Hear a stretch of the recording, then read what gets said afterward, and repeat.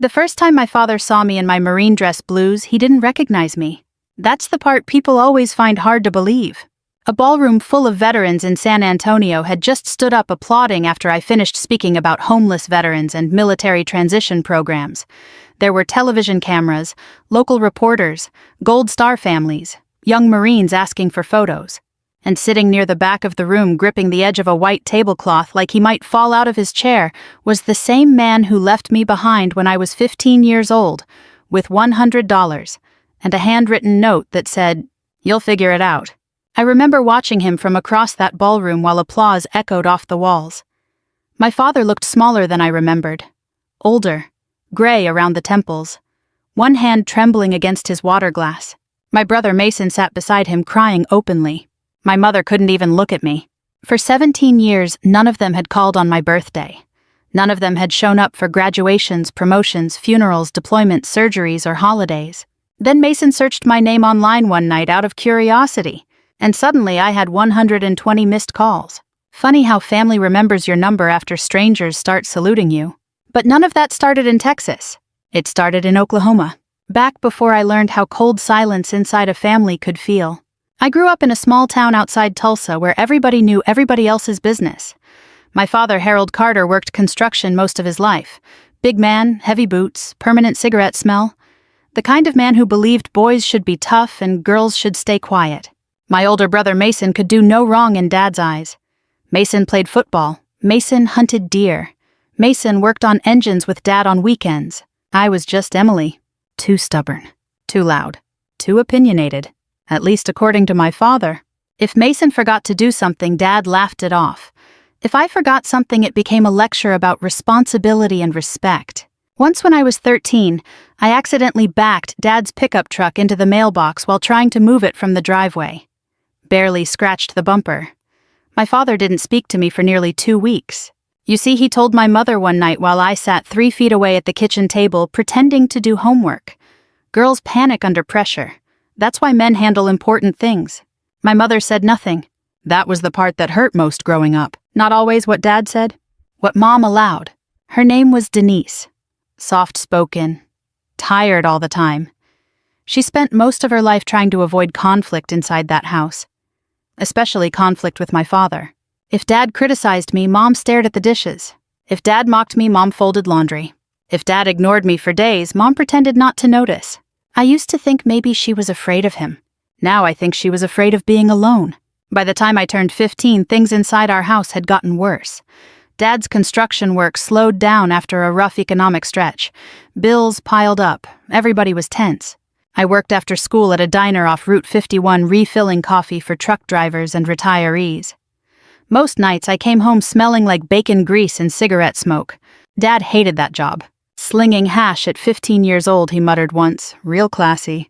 I'm helping pay bills, I snapped back. Wrong thing to say. He stood up so fast his chair nearly tipped backward. You think you're grown now, he barked. Mom stepped between us before things escalated further. That night, Mason told me quietly from the hallway, "You gotta stop pushing him." I looked at my brother and remember thinking something that would stay with me for years. Nobody ever asked Dad to stop pushing me. A few months later, I came home from school on a Thursday afternoon in October.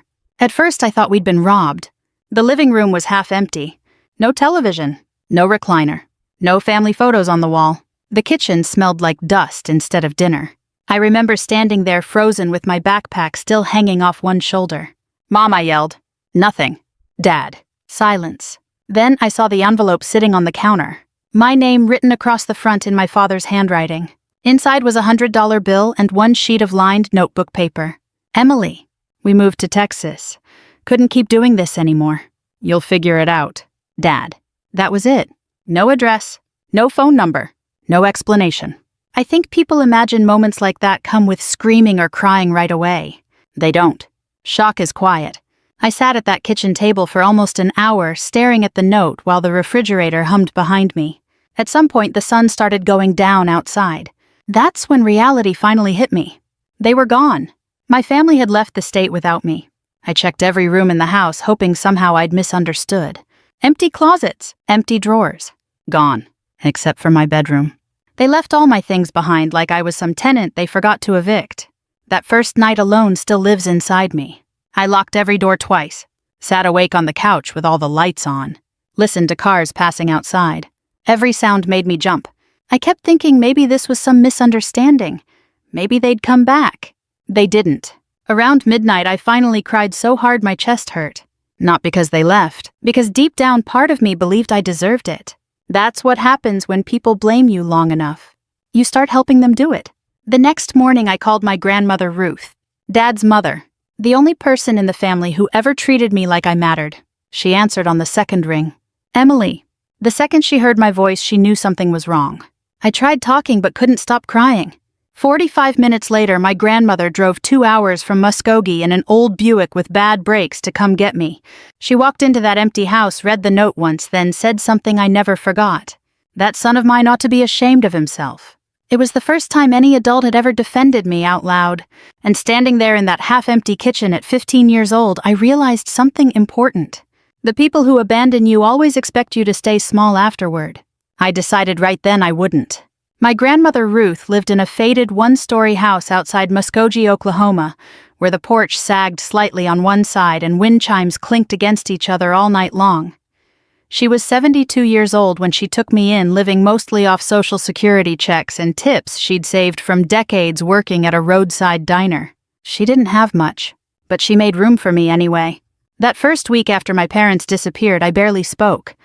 I slept on her old floral couch because there wasn't an extra bedroom.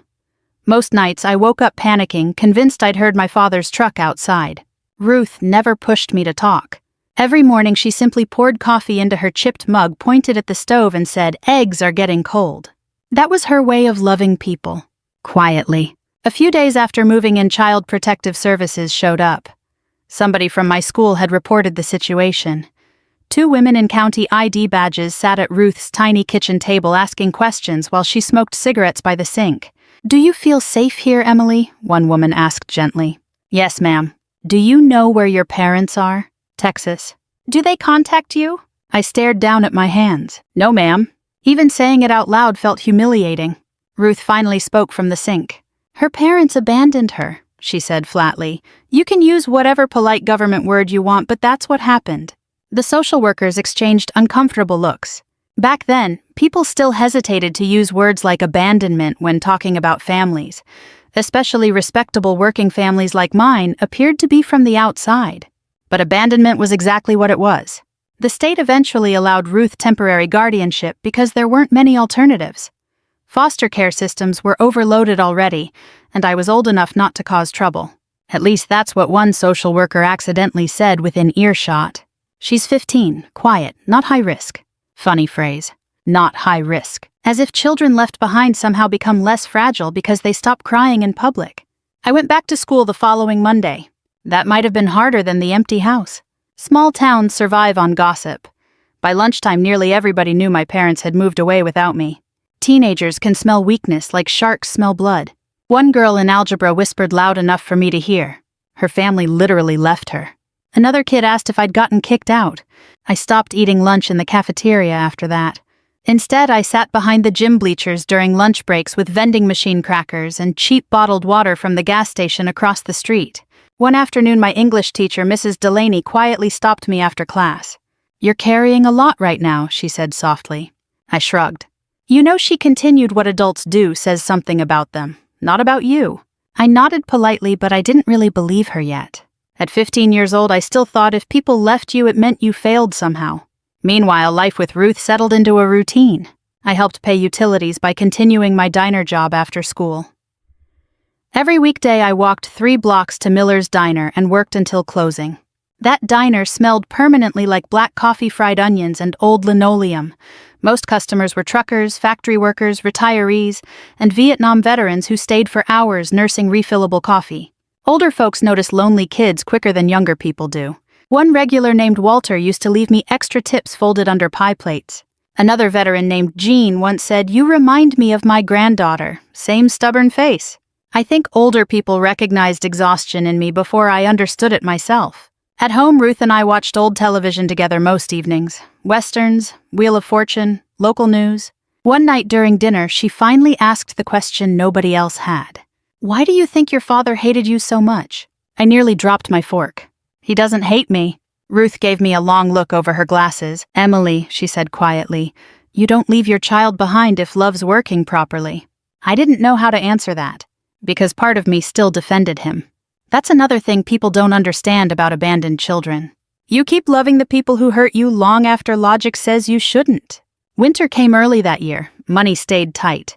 Ruth's arthritis got worse in cold weather, so I started handling grocery shopping and laundry myself. One evening, while carrying groceries into the house, I found Ruth sitting at the kitchen table rubbing her chest. "You okay?" I asked immediately. "Just old," she muttered. But she looked pale. That scared me more than I admitted out loud. For the first time since my parents left, I realized I could lose Ruth too. After dinner that night, she handed me an old photo album from her closet.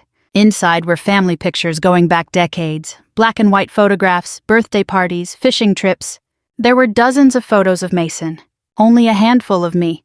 I tried pretending not to notice. Ruth noticed anyway. "Your father always favored that boy," she sighed. "Harold thinks men are supposed to matter more." "Why?" She looked toward the window for a long moment before answering. "Because his own daddy treated him the same way. Men mattered, women endured." That sentence stayed with me. Women endured. Maybe that explained my mother too. Years later, I'd realized generational damage moves through families like weather patterns. Quiet, predictable, easy to ignore until the roof finally caves in. A few weeks before Christmas, my life changed again. Miller's Diner catered a funeral luncheon for a Marine killed overseas.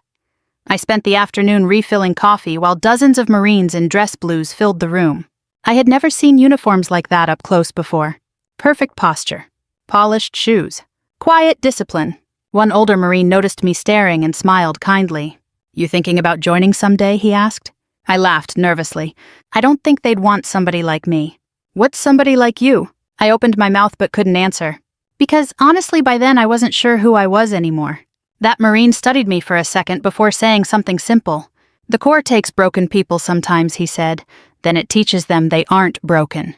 I thought about that sentence for weeks afterward.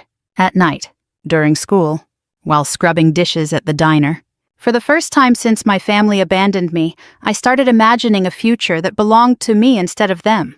Not surviving. Becoming. And slowly, quietly, something inside me hardened. Not into bitterness. Into determination. By the time I turned 17, I had stopped expecting rescue. That sounds sad when people hear it now, but honestly, it brought a strange kind of peace. Once you stop waiting for somebody to come back for you, life becomes simpler. Harder in some ways, but simpler. You stop looking at every passing car. You stop checking the mailbox. You stop wondering if birthdays will suddenly matter again. You learn how to survive the silence. Ruth and I settled into a rhythm during my junior and senior years of high school. We weren't poor in the dramatic television kind of way. We always had food, even if some weeks it was canned soup and toast. The lights stayed on most of the time. The roof leaked during heavy rainstorms, but we kept pots under the drips.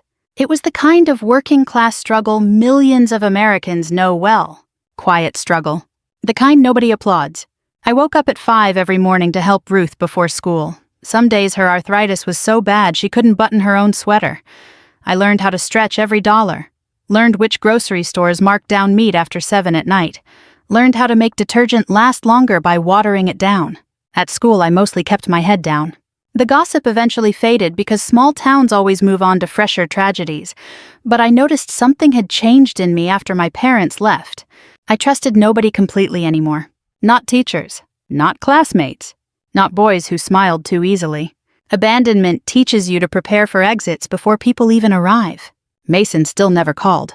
That part hurt almost worse than my parents. We'd shared a house our entire lives, shared Christmas mornings, Saturday cartoons, family cookouts. Yet after they moved to Texas, it was like I had died. Sometimes late at night, I'd search his social media pages from Ruth's old computer. Pictures from football games. Pictures beside a truck Dad helped him buy. Pictures of family barbecues in Texas. My family smiling together like I had never existed. One photo nearly broke me. Christmas morning. Matching pajamas. My mother holding a coffee mug. Dad smiling beside Mason. Caption: "Fresh start in Texas. Fresh start." Like I'd been something they cleaned out of the garage before moving. That night, Ruth found me crying quietly at the kitchen table after midnight. Without saying anything, she sat beside me and pushed a tissue box toward me. "I wasn't enough reason for them to stay," I whispered. Ruth turned slowly toward me. "Emily," she said firmly, "don't you ever confuse somebody else's failure with your worth." I wish I could say those words healed me instantly. They didn't. But they planted something important. A possibility. Senior year arrived fast. By then I was working nearly 30 hours a week at Miller's Diner while finishing school. Most nights I came home exhausted. One freezing January evening, Ruth collapsed while carrying laundry. I heard the fall from the kitchen. The sound still haunts me. I found her lying beside the hallway wall, struggling to breathe. "Grandma?" Her face had gone pale gray. The ambulance took 17 minutes to arrive because we lived outside town limits. 17 minutes can feel like a lifetime when somebody you love is gasping for air. At the hospital, doctors confirmed it was heart failure. Ruth survived that episode, but afterward things changed quickly. She became weaker, slower, tired all the time. One night while I helped organize her medications, she looked at me carefully and asked, "What are you going to do after graduation?" I shrugged. "Work, probably. You're too smart to stay trapped here." "I can't afford college." "You ever think about the military?" That caught me off guard. "You serious?" "Dead serious." She nodded toward the television where a commercial for the Marines happened to be playing. "You need structure," she said, "purpose, and somewhere far away from the ghosts in this town." I didn't answer immediately, but the truth was I'd already been thinking about it for months, especially after seeing those Marines at the funeral luncheon. There was something about them that stayed with me. They moved like people who belonged somewhere. I had never belonged anywhere. A few weeks later, I visited a Marine recruiting office in Tulsa. The recruiter, Staff Sergeant Morales, looked me over carefully while flipping through paperwork. "Tough upbringing?" he asked casually. I laughed once. "You could say that." He didn't pry further. That's one thing I respected about Marines from the beginning. Most of them don't care where you came from nearly as much as whether you quit. I started training immediately. Running before sunrise. Push-ups between shifts at the diner. Sit-ups on Ruth's living room carpet while old game shows played in the background. For the first time in years, I felt movement in my life instead of survival. Then Ruth died 3 months before graduation. Massive heart attack. No warning this time. I was at school when the hospital called. I remember driving there numb and shaking so hard I nearly missed a red light downtown. When I reached her room, she was already gone. I stood beside her bed completely alone in the world. No parents. No brother. No family coming. Just me. At the funeral, maybe 15 people showed up. Old co-workers from the diner, church friends, a couple neighbors. My parents didn't come. Didn't send flowers either. After the service, I sat alone in Ruth's kitchen, staring at unpaid bills stacked beside the refrigerator. Everything felt quiet in the worst possible way. Then I noticed an envelope taped beneath the sugar jar. My name written in Ruth's shaky handwriting. Inside was a letter. "Emily, if you're reading this, I'm gone. Which means you're probably sitting there trying to carry the whole world by yourself again. Don't. Listen to me carefully. You are not unwanted. You are not difficult. And you are not what your father decided you were. Don't let bitterness turn you into them. Go build yourself a good life. Love, Grandma Ruth." I cried harder reading that letter than I had the day my parents abandoned me, because Ruth was the only person who ever truly saw me clearly. 3 weeks later, after graduation, I signed my Marine enlistment papers. The bus to Paris Island left before dawn. I remember standing outside the recruiting station with one duffel bag and Ruth's letter folded inside my jacket pocket. I was terrified. Not of boot camp, of failing, of proving my father right somehow. But underneath the fear was something else, too. Hope. Small, fragile, but alive. And for the first time since I was 15 years old, I wasn't running from my past anymore. I was running toward a future. Marine Corps boot camp stripped everybody down to the truth. Not the movie version. Not the patriotic commercial version either. The real version. Sweat, exhaustion, humiliation, fear. Paris Island hit me like a freight train the second those yellow footprints came into view. I still remember the drill instructor screaming before I even stepped off the bus. Move, move, move. Nobody over 60 listening to this story needs me to explain what young fear feels like. Most of you already know. Maybe not from the military, maybe from factories, farms, hospitals, marriages, layoffs, or funerals. Fear is fear. And at 17 years old, I was carrying enough of it to sink a ship. The difference was boot camp finally gave my fear somewhere to go. The first few weeks were brutal. I was smaller than most recruits and had never played sports. My Oklahoma accent got thicker whenever I was nervous, which made some recruits tease me relentlessly. One girl from Chicago called me Dust Bowl for nearly a month. I didn't care. I'd survived worse than teasing. What nearly broke me was the constant pressure, the lack of sleep, the endless inspections, the screaming, and underneath all of it, the quiet voice in my head whispering, "You don't belong here either." One afternoon during rifle training, I completely froze under pressure and failed a shooting drill. Our drill instructor, Staff Sergeant Knox, got inches from my face. "What's wrong with you, Carter?" "Nothing, sir." "Wrong answer. Something's always wrong. Fix it." I hated him that day. Years later, I understood him better. The Marines don't just train bodies. They expose weaknesses people spend years hiding from themselves. Mine wasn't fear. It was shame. Deep-rooted shame. I spent most of my childhood being told I was a burden, so anytime I struggled, my brain immediately translated it into, "See, they were right about you." That kind of damage doesn't disappear because somebody hands you a uniform. But slowly boot camp started changing me anyway. Not all at once.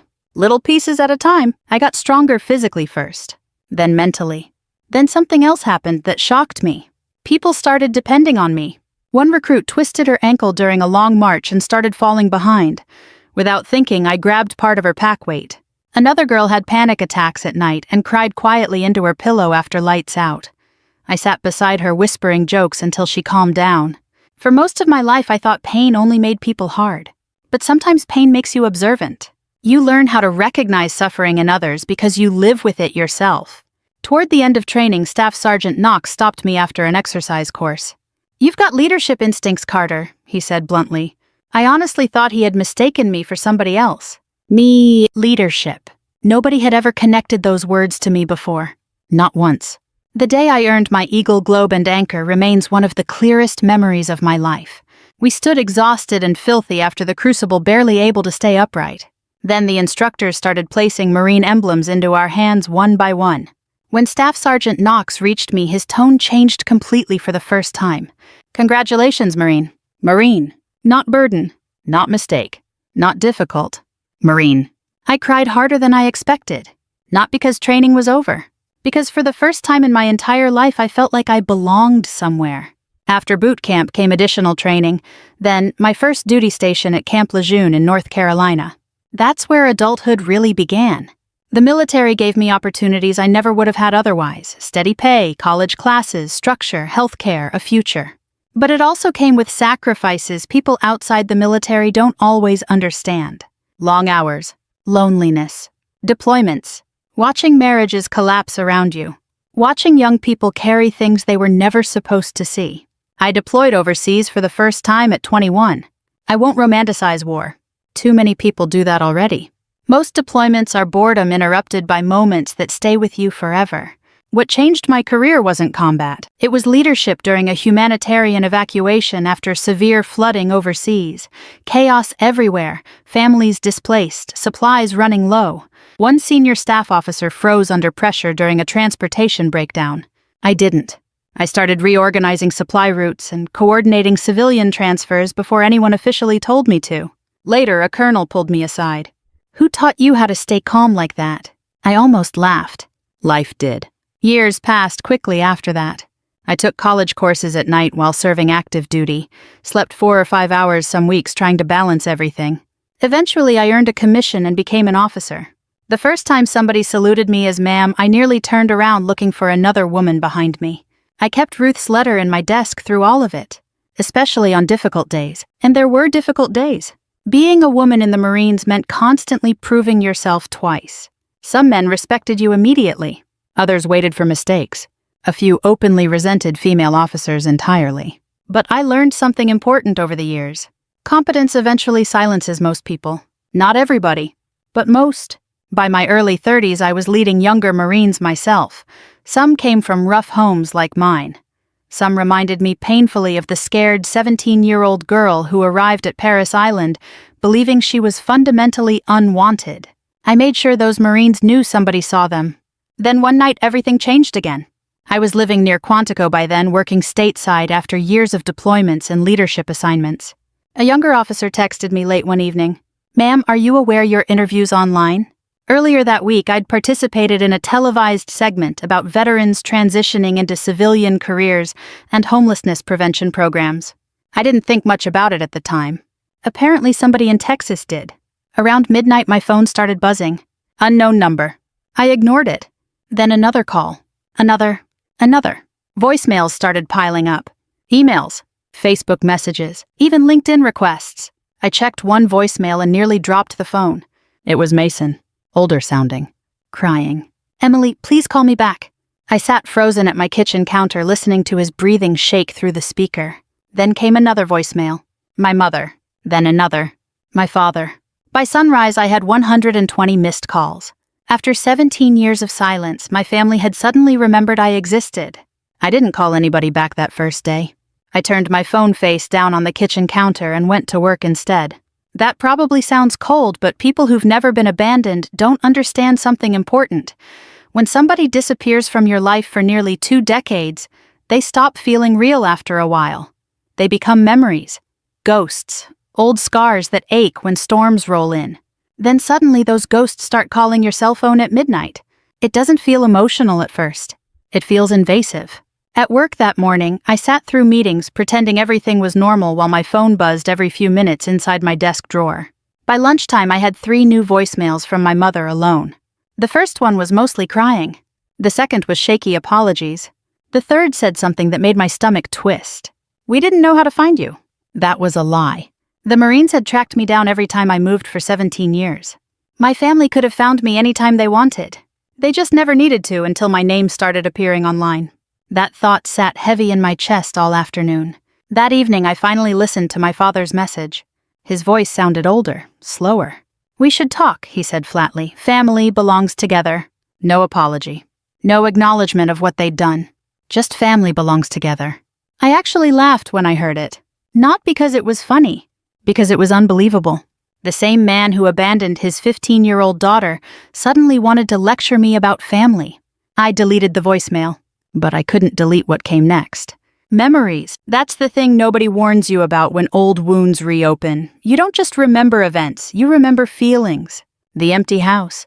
The silence. The shame. For days after the call started, I barely slept. I'd wake up at 2 in the morning replaying moments I thought I buried years earlier. My father criticizing me at dinner. My mother staring silently at dishes while he tore me apart. Christmas photos online without me. The note? Always the note. You'll figure it out. One night I sat alone in my apartment staring at Ruth's old letter while rain tapped against the windows. I realized something uncomfortable then. Part of me still wanted them to love me. 17 years later, after everything, some wounded little piece of me still wanted my parents to say, "We were wrong." Instead, they kept calling like we'd simply lost touch after a misunderstanding. A week passed before I finally answered Mason. He called during a Sunday morning while I was cleaning my apartment. I almost ignored it again. Something stopped me. Hello. Silence, then shaky breathing. Emily. I leaned against the kitchen counter, gripping the phone tighter. His voice sounded older than I expected. Tired. Yeah. Oh my God, he whispered. For several seconds, neither of us spoke. Finally, he said, I didn't think you'd answer. I almost didn't. That's fair. Another silence. Then unexpectedly, Mason started crying again. Not dramatic crying. The kind grown men do when they've carried guilt too long. I saw you online, he said quietly. That interview, those Marines talking about you. I closed my eyes. Mason. No, let me say this first. His voice cracked. We were horrible to you. That hit harder than I expected. Not because it erased anything. Because it was the first honest sentence anybody in my family had spoken in 17 years. I sat down slowly at the kitchen table. You left me, I whispered. I know. I was 15. I know.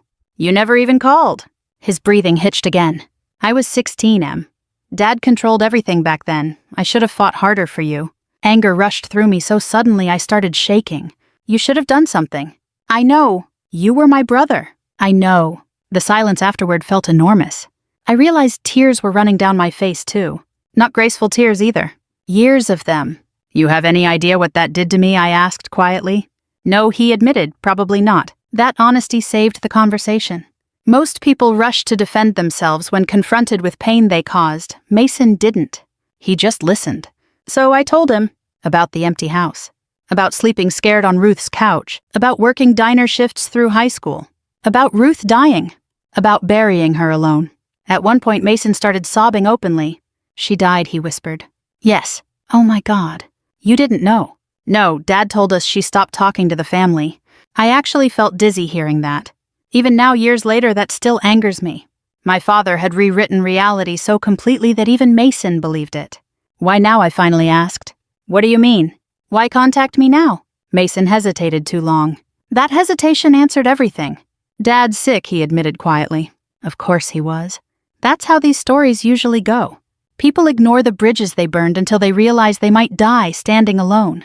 What kind of sick? Heart problems, diabetes. His kidneys are bad too. I rubbed my forehead slowly. And suddenly he wants a daughter again. That's not fair. A bitter laugh escaped me. "Fair," I said softly. "Mason, I was 15 years old." He didn't answer. Because there wasn't an answer. Finally he said, "Mom wants to see you." I stared out the rain-covered window for a long time before responding. The truth was, part of me wanted to see them too. Not for revenge. For closure. I needed to know whether they felt guilt or merely regret. Those are different things. Guilt says we hurt you. Regret says this became inconvenient for us. "Emily?" I exhaled slowly. "One weekend," I said, "that's all." "You'll come." "One weekend," I repeated firmly. After hanging up, I sat motionless at the kitchen table for nearly an hour. Outside, rain kept falling against the windows. Inside, 17 years of anger shifted quietly into something more dangerous. Hope. I flew into San Antonio on a gray Thursday afternoon in early October.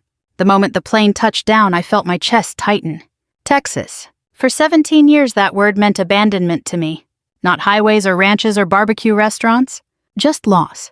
I rented a mid-sized sedan and drove north through traffic with both hands gripping the steering wheel tighter than necessary. Every exit sign felt strangely familiar, even though I'd barely spent any time in the state. Mason had texted me the address the night before. A quiet subdivision outside New Braunfels. Middle-class neighborhood. Trimmed lawns. Pickup trucks and driveways. The kind of place my father always wanted. As I drove, I kept rehearsing what I'd say when I saw them. But every version sounded wrong. Angry speeches sounded childish.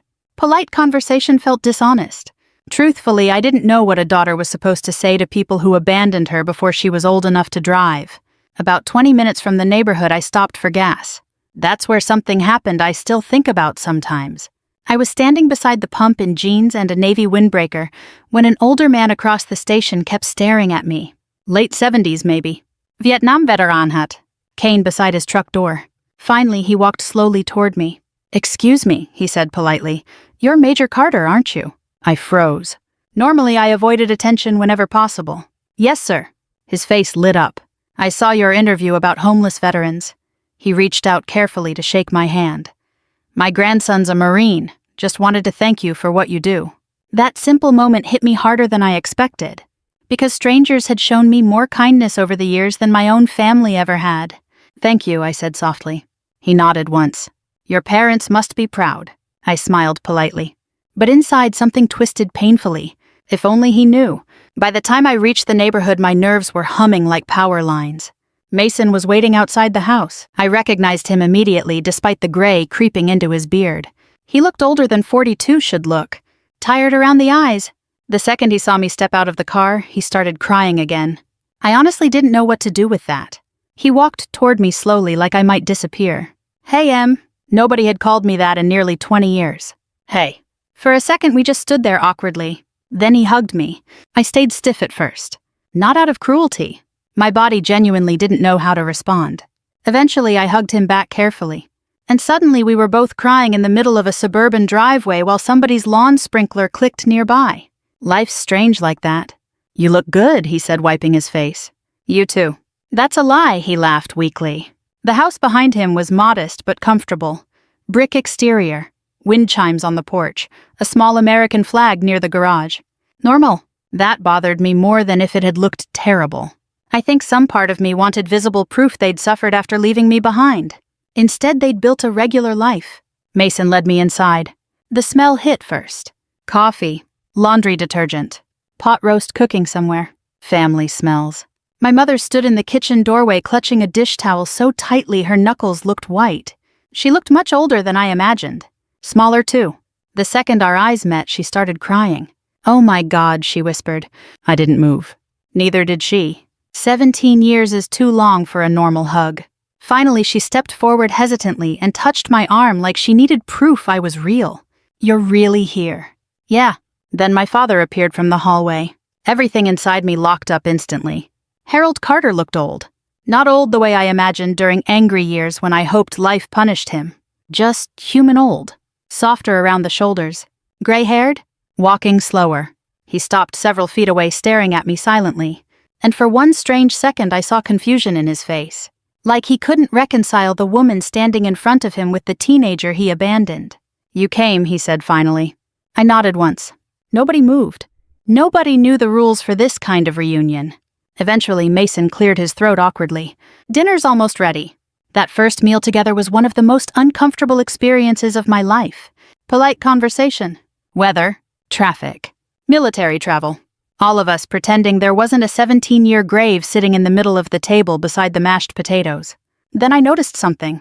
Family photographs lined the hallway walls nearby. Mason graduating. Mason fishing. Mason getting married years earlier before divorcing. Mason beside Dad at football games. I searched carefully. There were almost no pictures of me. One old elementary school photo near the laundry room. That was it. The realization landed like a punch to the chest. They erased me. Not emotionally. Literally. During dessert, my father finally spoke directly about the past. "We thought you were stubborn enough to survive," he said quietly. The room went still. I looked at him for several seconds before answering. I was 15. Nobody spoke after that. Because there was nothing to say. Later that evening, Mason and I sat outside while our parents went to bed early. Texas air felt warm and heavy compared to Virginia. Crickets chirped somewhere beyond the fence line. "You scared him tonight," Mason admitted. I stared into the darkness. Good. He deserves that. I glanced at him, surprised. Mason rubbed his hands together slowly. "You want to know the truth?" he asked. "Probably." He sighed heavily. "Dad always hated how much you reminded him of Grandma Ruth." I frowned. "What?" She spoke her mind. "Didn't back down from men. Dad said you had the same look in your eyes she did." I leaned back, silently processing that. All those years. All that anger. And part of it traced back to a grown man resenting strong women. Mason swallowed hard before continuing.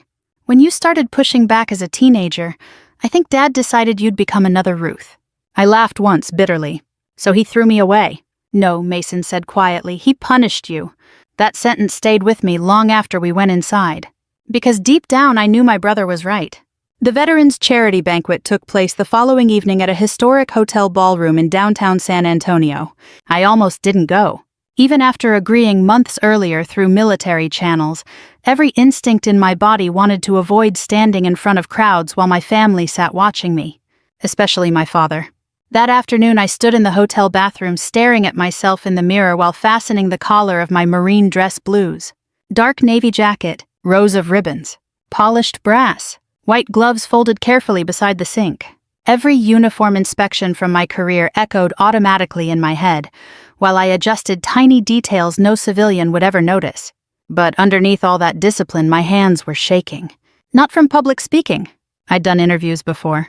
I was afraid of becoming 15 years old again the second my father looked at me. A soft knock interrupted my thoughts. Emily, my mother's voice, called gently through the door. "They're almost ready downstairs." For a moment I couldn't answer. Then I opened the door. My mother gasped quietly when she saw me fully dressed in uniform. Not dramatic, just stunned. Like reality had finally become impossible for her to avoid. "You look..." Her voice cracked. "You look beautiful." I nodded politely. "Thank you." She wiped tears quickly before they fell. "You always wanted someone to be proud of you," she whispered. "I should have said it more." I looked away because hearing that hurt worse than criticism ever did. A few minutes later, we entered the ballroom together. The room held maybe 300 people. Veterans, local officials, military families, older couples in formal clothes, volunteers from veteran outreach organizations. Soft piano music drifted through the air.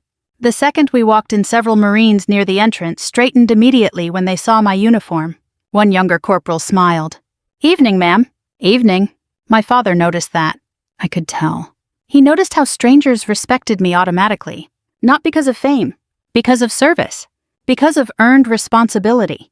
For most of my childhood, my father acted like I'd never become anything important. Now decorated Marines kept calling me ma'am. I think that contradiction unsettled him deeply. Our table sat near the middle of the ballroom. Throughout dinner, people kept approaching to shake my hand. A retired Navy nurse thanked me for supporting homeless veterans. An older Korean War veteran told me his granddaughter joined the Marines because of women like me. One young female lieutenant asked quietly if she could take a picture with me later because there still aren't many senior women Marines to look up to. Every single interaction seemed to make my father smaller in his chair. At one point, I caught him staring silently at my medals while the room buzzed around us. Not pride. Regret. Then came the speech. When my name was announced, the room applauded warmly as I walked toward the podium beneath soft ballroom lights. I spotted my family immediately near the center tables. My mother already crying, Mason sitting rigid beside her, my father staring directly at me. I adjusted the microphone slowly, and suddenly I remembered that empty Oklahoma kitchen. The note, the $100. You'll figure it out. Funny thing is, I did. The audience quieted. Good evening, I began calmly. For the next several minutes, I spoke about veterans returning home after service, about loneliness, about rebuilding purpose after trauma, about homeless veterans sleeping inside cars while struggling silently with pride and shame. Real American problems, the kind older audiences understand because many have watched neighbors or relatives go through them. Then I shifted slightly. When people talk about resilience, I said carefully, they sometimes imagine strength means never being hurt. The ballroom stayed completely silent. But that's not true. Real resilience means being hurt deeply, and choosing not to become cruel afterward. I saw my father lower his eyes. I continued. Some people grow up surrounded by support. Others grow up learning survival very young.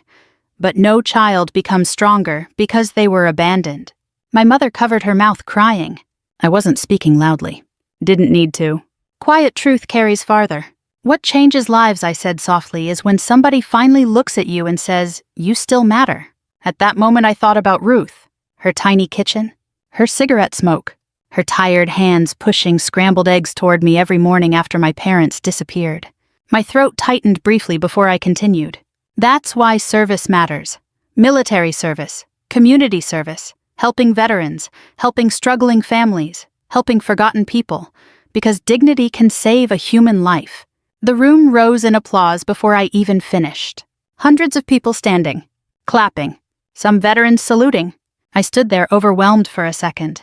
Not because of recognition. Because 17 years earlier, I truly believed nobody would ever value me again.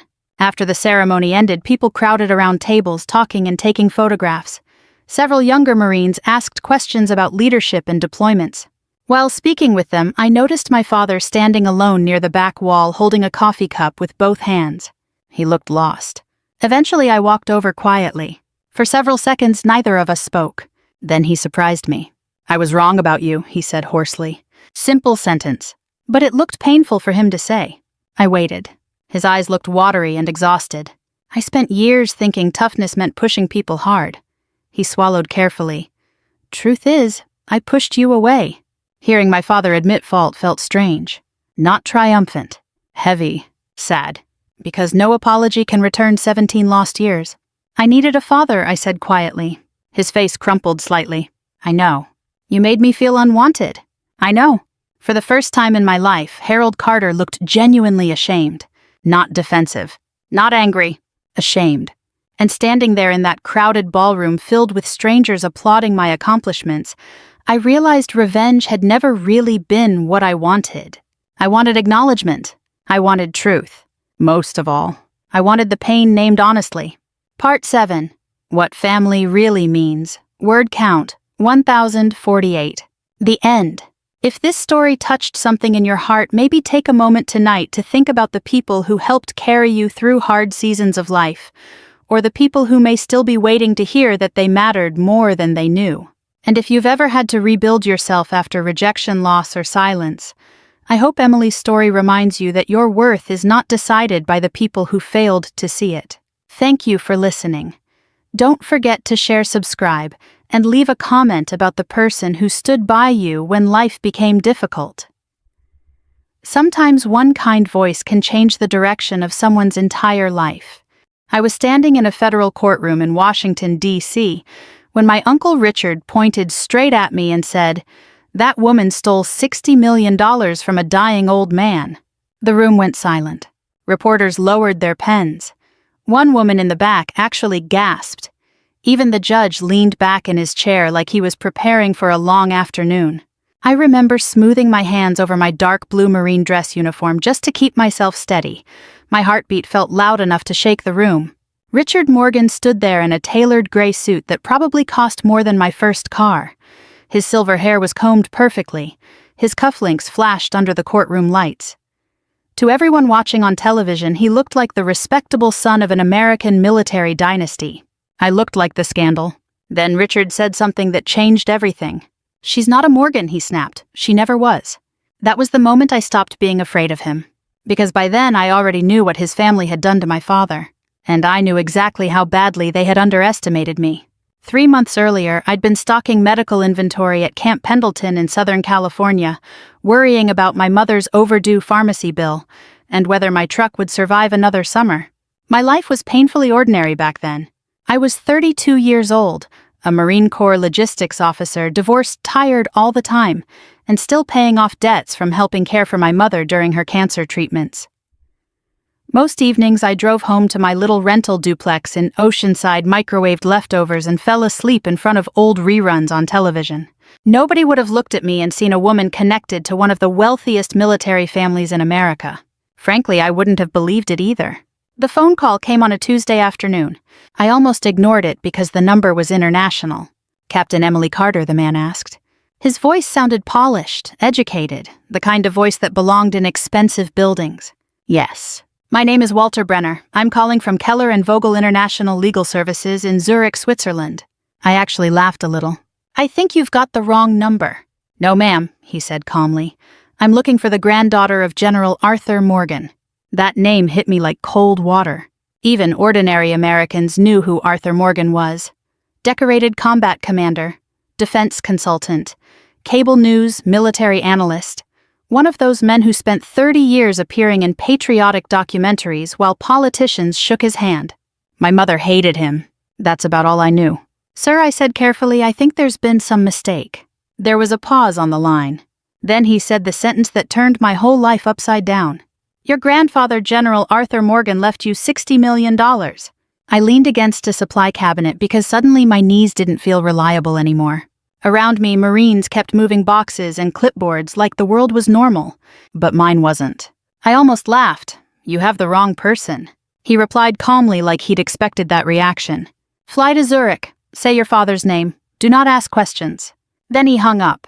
Just like that. No explanation. No sales pitch. Nothing.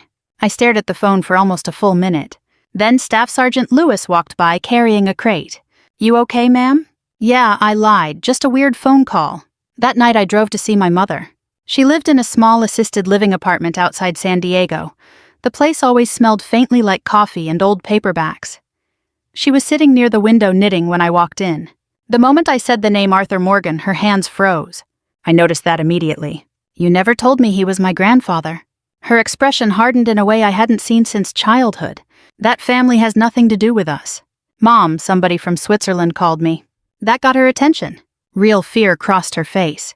Not confusion. Fear. "What did they say?" I told her everything. By the time I finished, she looked pale. "You are not going to Zurich," she said firmly. "Why not?" "Because those people ruin lives." I sat down across from her. "All my life you told me my father abandoned us." She looked away.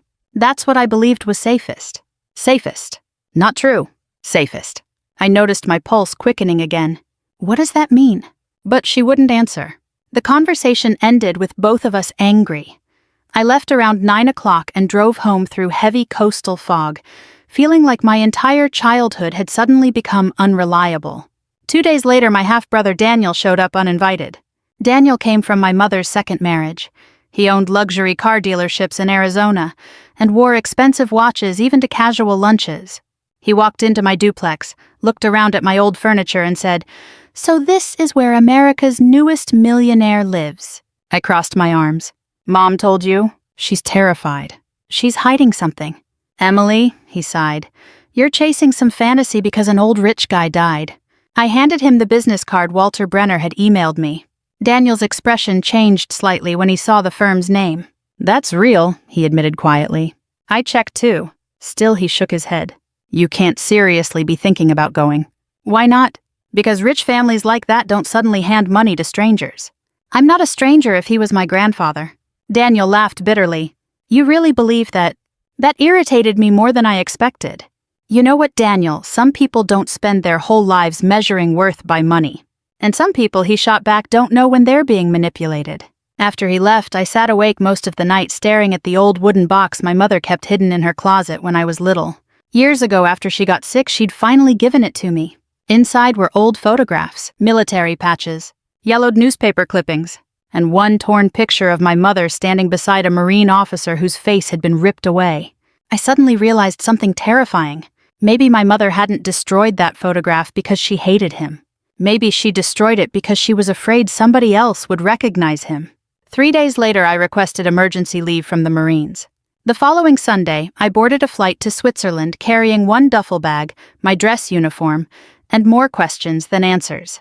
As the plane lifted over the California coast, I looked down at the fading shoreline and had the strange feeling that the woman leaving America wasn't the same woman who'd come back. The bank didn't look anything like I expected. After everything I'd imagined during the 11-hour flight to Switzerland, I thought I'd find giant marble columns, gold lettering, maybe even armed guards standing outside like something from an old movie. Instead, the building sat quietly beside a narrow street near Lake Zurich, tucked between luxury boutiques and a watchmaker's shop. No signs, no flags, just gray stone walls and dark windows polished so clean they reflected the cloudy morning sky. It looked less like a bank and more like a place where powerful people disappeared for private conversations. I stood outside holding my Marine duffel bag, exhausted from travel and running almost entirely on coffee and nerves. For a moment, I nearly turned around. The whole thing still felt insane. $60 million? A grandfather I'd never met. A father nobody would explain. And one sentence repeating in my mind like a warning. "Say your father's name. Do not ask questions." Inside, the lobby was silent except for soft piano music. Everything smelled faintly of expensive leather and polished wood. Men in tailored suits moved quietly between offices carrying folders instead of computers. A young receptionist greeted me with a polite smile.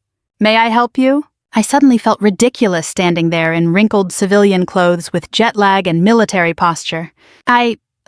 I'm here to meet Walter Brenner." She typed something into her computer. "I'm sorry, miss, there's no appointment under your name." Of course there wasn't. I swallowed hard. The receptionist gave me the kind smile people use on confused tourists. Then I remembered the instructions. My voice came out quieter than I intended. My father's name was Captain Jonathan Morgan. Everything changed instantly. The woman's expression froze, not confusion. Recognition. She stood up so quickly her chair rolled backward. "One moment, please." Within 30 seconds, 2 older men in dark suits appeared from a hallway. One of them approached me carefully, almost respectfully. "Miss Carter." "Yes, please come with us. No more questions. No hesitation." They escorted me to a private elevator requiring a keycard and fingerprint scan. That was the moment I realized this situation was far bigger than inheritance paperwork. As the elevator rose, I caught my reflection in the mirrored walls. 32-year-old Marine officer from Oceanside, California. Boots worn from base life, hair pulled into a practical bun. Dark circles under my eyes. I did not belong in a place like this. The elevator opened onto an entire private floor overlooking Lake Zurich. That's where I finally met Walter Brenner. He was older than I expected. Mid-70s maybe, white hair, thin glasses, calm blue eyes that reminded me of doctors who already know the diagnosis before speaking. "Captain Emily Carter," he said warmly, extending his hand. "Thank you for coming." I shook it carefully. "You really knew my grandfather?" "For over 40 years." He motioned toward a chair beside enormous windows overlooking the water. Coffee arrived almost immediately, real coffee, not the burnt motor oil we drank on base. I sat there holding the cup while Walter opened a thick file folder. Then he studied me quietly for several seconds. "You resemble your father more than I expected." That sentence hit harder than the inheritance. Nobody had ever told me I resembled him before. Because nobody ever talked about him. "What really happened to him?" I asked. Walter folded his hands together. "Your mother told you he abandoned the family." "Yes, that was not true." The room suddenly felt smaller. I kept my face steady the way Marines are trained to do, but inside something was beginning to crack open. Walter continued carefully. Captain Jonathan Morgan served in Marine intelligence during the 1990s. Officially, he died during a classified overseas operation. Officially. Walter looked toward the lake before answering. General Morgan believed your father was betrayed. I stared at him. By who? He hesitated. Possibly members of his own family. I actually laughed once under my breath. Not because it was funny. Because it sounded impossible. But then again, 3 days earlier, I'd believed my grandfather didn't even know I existed. Walter slid several photographs across the desk. The first showed a young Marine officer standing beside General Arthur Morgan. My breath caught immediately. The officer had my eyes, my jawline, even the same serious expression I saw every morning in the mirror. Jonathan Morgan, my father. For a long moment I couldn't speak. He looked so ordinary. Not a ghost, not a villain, just a Marine. I felt angry suddenly. Angry at my mother. Angry at the lies. Angry at 32 years of missing answers. Walter gave me time before speaking again. Your grandfather spent decades trying to uncover what truly happened. And shortly before his death, he changed his will. Why me? Walter's expression softened. Because you enlisted in the Marines. I blinked. What? He followed your military career quietly for years. He believed you carried your father's integrity. I leaned back slowly, trying to process that. The old man had watched my life from a distance while I struggled through deployments, divorce debt, and hospital visits with my mother. Part of me felt violated. Another part felt strangely seen. Walter opened another folder. General Morgan's children expected to inherit his estate equally. Richard Morgan, I said quietly. Walter nodded once. Your uncle was displeased. That's one word for it. Walter almost smiled. Then his expression turned serious again. There is another matter. Of course there was. He handed me a sealed envelope bearing my grandfather's signature. Before I opened it, Walter spoke carefully. Your inheritance is protected under Swiss and American law. However, General Morgan attached personal conditions. I looked up. What kind of conditions? He requested that you review certain family records before claiming the estate. Why? Because he believed you deserved the truth. My fingers felt cold opening the envelope. Inside was a handwritten letter. The handwriting was firm but uneven from age. Emily, if you are reading this, then I failed to fix what my family destroyed. You are the last honest Morgan left. I stopped reading. The room became painfully quiet. Last honest Morgan. I didn't even know these people. Walter slid another folder toward me. Inside were photographs, military records, financial documents, and newspaper clippings spanning almost 30 years. Then I saw my Uncle Richard's name. Again. And again. Defense contracts. Weapons manufacturing. Political donations. Missing reports. I looked up slowly. What exactly did this family do? Walter answered carefully. Enough that your grandfather spent the final years of his life trying to make peace with God. That night alone in a luxury hotel room overlooking Zurich, I sat awake until nearly dawn, reading classified copies and faded letters. Around 3 a.m, I found something that made my hands shake. A letter from my father to my mother. It had never been opened, and suddenly I understood something terrible. My father hadn't abandoned us. Someone had made sure we never heard from him again. I barely slept after reading my father's letter. The hotel room overlooked Lake Zurich, calm and silver beneath the early morning fog, but my mind felt like a storm had settled inside it. Every piece of my childhood suddenly seemed unstable. For 32 years I'd believed my father walked away from us. Now I was staring at proof that somebody had erased him instead. Around 6 a.m, I made coffee using the tiny machine in the hotel room and sat beside the window rereading the letter. Claire, if anything happens to me, promise me you'll keep Emily away from the Morgan family. There are things my father allowed that he can never undo. I love you both more than my own life. Jonathan. I read those lines at least 10 times. Not one sentence sounded like a man abandoning his family. It sounded like a man trying to protect them. By the time I arrived back at the bank later that morning, exhaustion sat heavy behind my eyes. Walter Brenner noticed immediately. You've been reading all night. Yes, and I sat across from him slowly. My mother lied to me my entire life. Walter adjusted his glasses carefully. Your mother was frightened, Emily. That doesn't excuse it. No, he admitted quietly, it does not. For a few moments neither of us spoke. Outside the massive windows, trams rolled quietly through Zurich streets. while businessmen hurried through cold morning drizzle. Everything looked peaceful out there. Inside me, nothing was peaceful anymore. I opened the folder again. There are references here to defense contracts and missing reports, I said. What exactly was my father investigating? Walter hesitated long enough to make me nervous. Then he spoke carefully.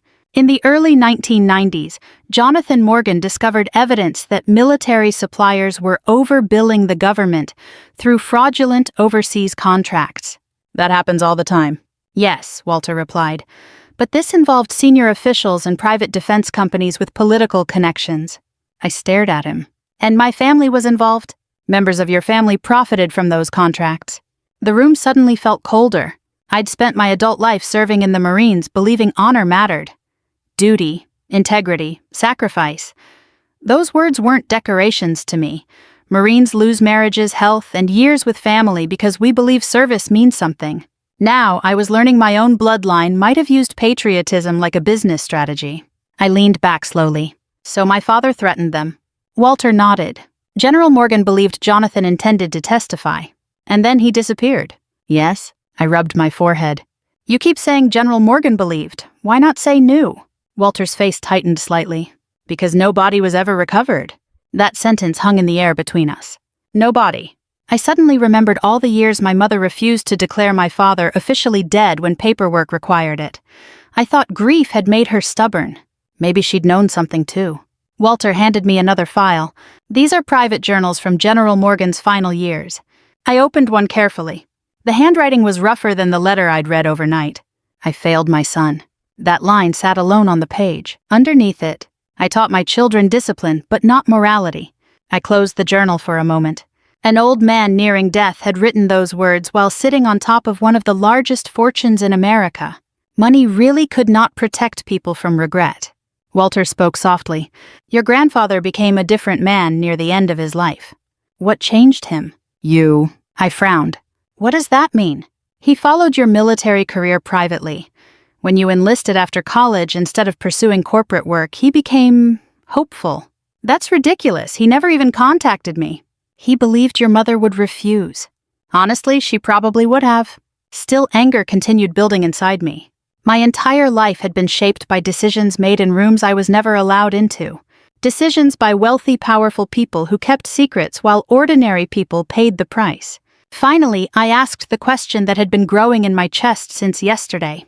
What happens if I refuse the inheritance? Walter looked genuinely surprised. You would walk away from $60 million? I'm asking. He folded his hands together. Then the estate would likely revert to Richard Morgan and other surviving family members. I thought about my uncle standing in some giant Virginia mansion polishing his reputation, while my mother struggled to afford cancer medication. The anger inside me sharpened. No, I said quietly, that's not happening. For the first time since arriving in Zurich, Walter gave me a small approving nod. Good, I thought bitterly. Maybe there's a little Morgan in me after all. Later that afternoon, Walter arranged a secure video call with an American attorney representing the estate in Washington. That was the first time I heard my Uncle Richard's voice. You should have stayed in California, he said coldly through the screen. No greeting? No introduction? Just hostility. I sat straight in the leather conference chair. And you should have told the truth 30 years ago. His expression darkened immediately. You know absolutely nothing about this family. I know my father wrote letters my mother never received. Richard exhaled slowly through his nose.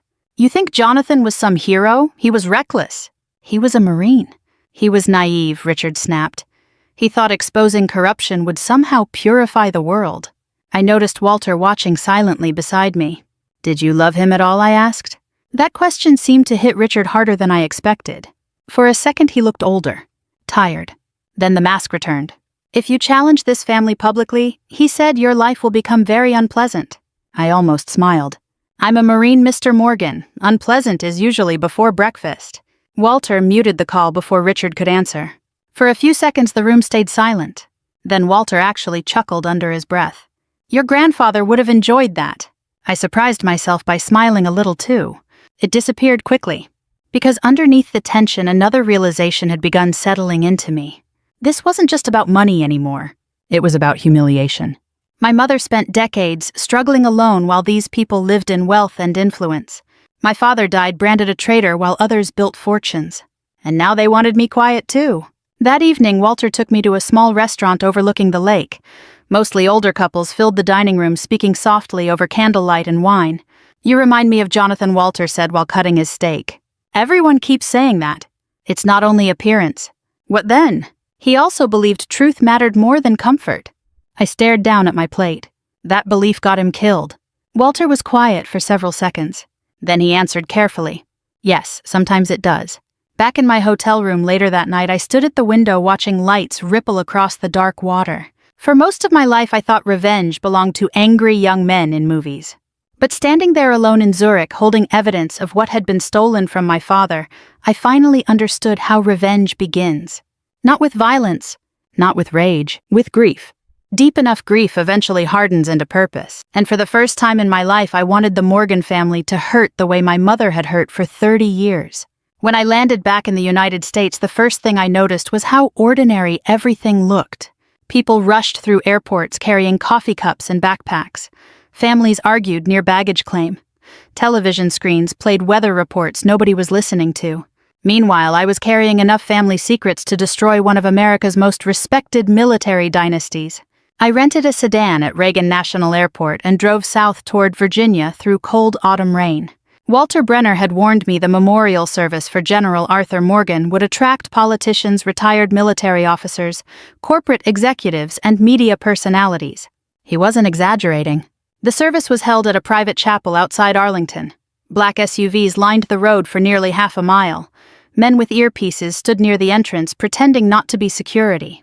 As I parked, I suddenly became aware of my Marine dress uniform again.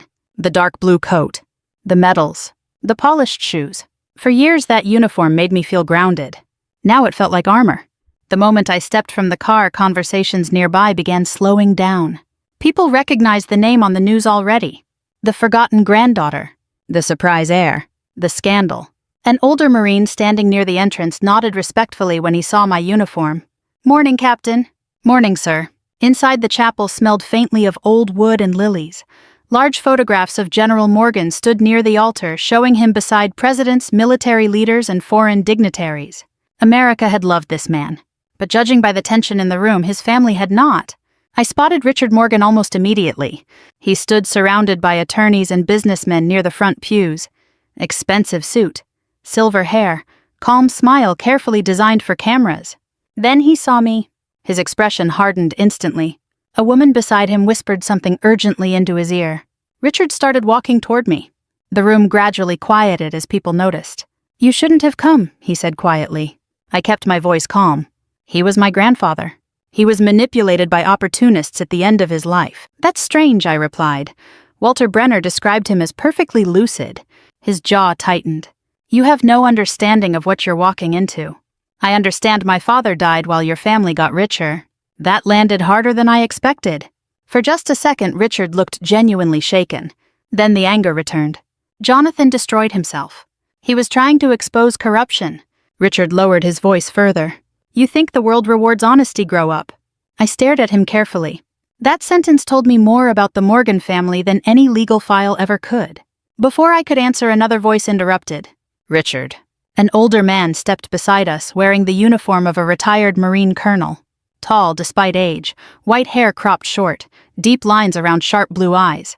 Richard immediately stepped back. "Colonel Harris," he said stiffly. The colonel ignored him completely and turned toward me. "You must be Emily." "Yes, sir." He shook my hand firmly. "I served with your father." Everything inside me froze. Richard muttered something under his breath and walked away without another word. Colonel Harris watched him leave. "That family still thinks money can control consequences. You knew my father well. Well enough to know he'd be proud of you standing here." That nearly broke my composure. We sat together near the back before the service began. While politicians delivered polished speeches about General Morgan's patriotism and leadership, Colonel Harris quietly filled in pieces of my father's story. Jonathan Morgan had been respected inside the Corps. Brilliant, stubborn, too honest for his own survival. He believed Marines were supposed to protect people, Harris said softly, even when it cost something. What exactly did he uncover? Harris glanced toward the front where Richard sat beside television cameras. Defense contractors were billing the government for equipment that never reached deployed Marines. I frowned. "You mean theft?" "Yes. And my family covered it up. Some of them. My stomach tightened. How deep did it go? Deep enough that good men got buried. The memorial ended with military honors outside beneath gray skies. A bugler played while cold wind swept across the cemetery lawn. I watched Richard shaking hands with senators and executives while photographers crowded nearby. Not once did he look toward me. That should have made me feel invisible. Instead, strangely, it made me feel dangerous. Later that afternoon, Walter arranged for me to stay temporarily at one of the Morgan family properties in Northern Virginia until legal proceedings began. Calling it a house felt ridiculous. It was an estate. Stone walls, iron gates, a library bigger than my entire duplex back in Oceanside. I wandered through silent hallways filled with military portraits and oil paintings of stern-looking ancestors. Generation after generation of men who looked like they believed power belonged naturally to them. I wondered how many secrets lived inside those walls. That evening, Daniel called unexpectedly. "How bad is it?" he asked immediately. "What?" "The news." Apparently, several outlets were already covering the inheritance battle. I sank into a leather chair near the library fireplace. "You ever feel like your entire life was built on lies?" Daniel sighed heavily. "Emily? No, seriously, Mom knew things. She was protecting you. That's becoming everybody's favorite excuse." He went quiet. Then finally, "You sound angry." "I am angry." "At who?" I looked around the enormous room. At all of them. That included him too, honestly. Because even Daniel had mocked me before learning the inheritance was real. "You need to be careful," he warned. "Families with this kind of money don't lose quietly." "I'm not afraid of them." "That's exactly why I'm worried." After the call ended, I poured myself a glass of bourbon from the study bar and sat alone for a long time. Around midnight, I found myself wandering into General Morgan's private office. The room smelled faintly of cigars and old paper. One wall displayed military commendations. Another held family photographs. That's where I finally saw it. A framed photo of my father holding me as a baby. I stopped breathing for a second. He looked younger than I expected, smiling, proud. And beside the frame sat another photograph. General Arthur Morgan standing nearby watching us both. My grandfather had known me since infancy. I sat down slowly behind the desk. All those years my mother struggled. All those birthdays without answers. All those nights wondering why my father never loved us enough to stay. And somewhere behind these walls the truth had existed the entire time. The rage that rose inside me then felt cold, controlled, Marine-trained. Not emotional chaos, purpose. I finally understood something dangerous about revenge. The most powerful revenge isn't screaming. It's patience. And for the first time I started thinking less about surviving this family, and more about dismantling them. The hearing began on a rainy Monday morning in Washington, D.C. By then, my face had already appeared on cable news enough times to make strangers stare at me in hotel elevators. The forgotten Morgan granddaughter. The Marine heiress. The woman challenging America's most powerful military family. The media loved neat little headlines. Real life felt uglier than headlines. I stood outside the federal courthouse in my dark blue Marine uniform while reporters shouted questions from behind barricades. "Captain Carter, did General Morgan secretly support you for years? Are you planning to sue the Morgan family? Do you believe your father was murdered?" Flashes exploded in my face. Microphones pushed toward me. I ignored all of it and walked inside beside Walter Brenner and my American attorney Linda Carver, a sharp-eyed woman in her 60s who spoke like every word cost money. "You're doing well," she murmured quietly as we entered security. "I feel like I'm going to throw up." "That means you still understand consequences. Good." Inside the courtroom, Richard Morgan was already seated with 3 attorneys surrounding him like bodyguards. For the first time since meeting him, he actually looked tired. Not weak, but worn down. The past few weeks had damaged him badly. Financial journalists were investigating the Morgan business empire. Veterans groups were demanding answers about old defense contracts. Political allies suddenly stopped returning calls. The family that once controlled every room now looked defensive everywhere they went. Richard glanced at me as I took my seat. There was hatred in his eyes. But something else too. Fear. The judge entered and the hearing officially began. For hours, lawyers argued over estate law, mental competency, financial transfers, and trust structures complicated enough to make my head ache. I sat quietly most of the morning listening to strangers discuss my life like I was a business transaction. Then Richard's attorney called me to testify. I walked to the witness stand with the same controlled posture I used during Marine inspections. Calm breathing. Steady hands. Never show weakness publicly. Richard's attorney smiled politely, but it was the kind of smile people use before cutting something apart. Captain Carter, he began smoothly, before last month, you had never met General Morgan personally, correct? Correct. And yet you expect this court to believe he left you the majority of his estate. I didn't ask for it. But you accepted it. I accepted the truth. A few reporters looked up quickly at that. The attorney continued. Isn't it true you were experiencing financial hardship before learning of this inheritance? Yes. So this money would dramatically improve your life. That's generally how $60 million works. A few quiet laughs spread through the courtroom. The attorney's smile tightened. You claim General Morgan admired your military service. I don't claim it. His letters say it. Letters provided by Swiss attorneys. Verified by handwriting experts. He paused, annoyed. Then he changed direction. Captain Carter, are you aware your father was investigated for misconduct before his death? Linda Carver immediately stood. Objection. The judge allowed limited questioning. The attorney turned back toward me. Answer the question. Yes, I said calmly.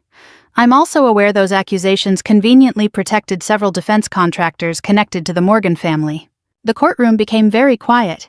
Richard stared at me with visible anger now. The attorney shifted again.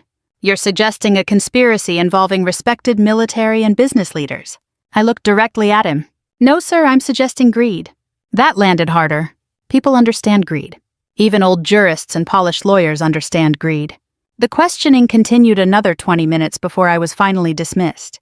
When I stepped down from the stand, I noticed several older veterans seated in the public gallery watching me differently now. Not as a scandal. As a Marine. That mattered to me more than I expected. During lunch recess, I stood alone near a courthouse window drinking terrible coffee while rain streaked across the glass. That's when Daniel appeared. I hadn't seen him since Virginia. You look exhausted, he said carefully. You look nervous. I am nervous. He glanced around before lowering his voice. I found something. That got my attention immediately. Daniel handed me a worn bundle of envelopes tied with faded ribbon. My stomach tightened the moment I recognized my mother's handwriting. What is this? He looked ashamed. Mom kept them hidden. I slowly untied the ribbon. Letters. Dozens of them. All addressed to my mother. All from Jonathan Morgan. My father had written for years. Birthdays. Christmases. Updates. Promises he'd come home. None of them had ever reached me. I suddenly felt dizzy. Daniel spoke softly. She was scared, Emily. Stop saying that. His face tightened. She thought the Morgan family would take you away. She let me believe he abandoned us. I know. I looked down at the letters again. 30 years of stolen truth sitting in my hands. I should have felt grief. Instead, what I felt first was rage. Not toward Richard. Toward my mother. The realization hurt more deeply than anything else so far. Back inside the courtroom that afternoon, the hearing took a dramatic turn when Colonel Harris testified. The old Marine walked slowly to the witness stand, shoulders still straight, despite age. Richard's attorneys clearly underestimated him. That was a mistake. Colonel Harris spoke plainly, calmly, like a man too old to fear powerful people anymore. He described fraudulent military contracts, missing equipment, Marines deployed without proper supplies while executives collected bonuses. Then he said something that changed the entire room. Captain Jonathan Morgan attempted to report the corruption through official channels, Harris said. After that, his reputation was destroyed. Richard's attorney objected repeatedly, but the damage was already done. Then Harris looked directly toward Richard. I watched good Marines bury your family's lies for 30 years. Richard's face drained of color.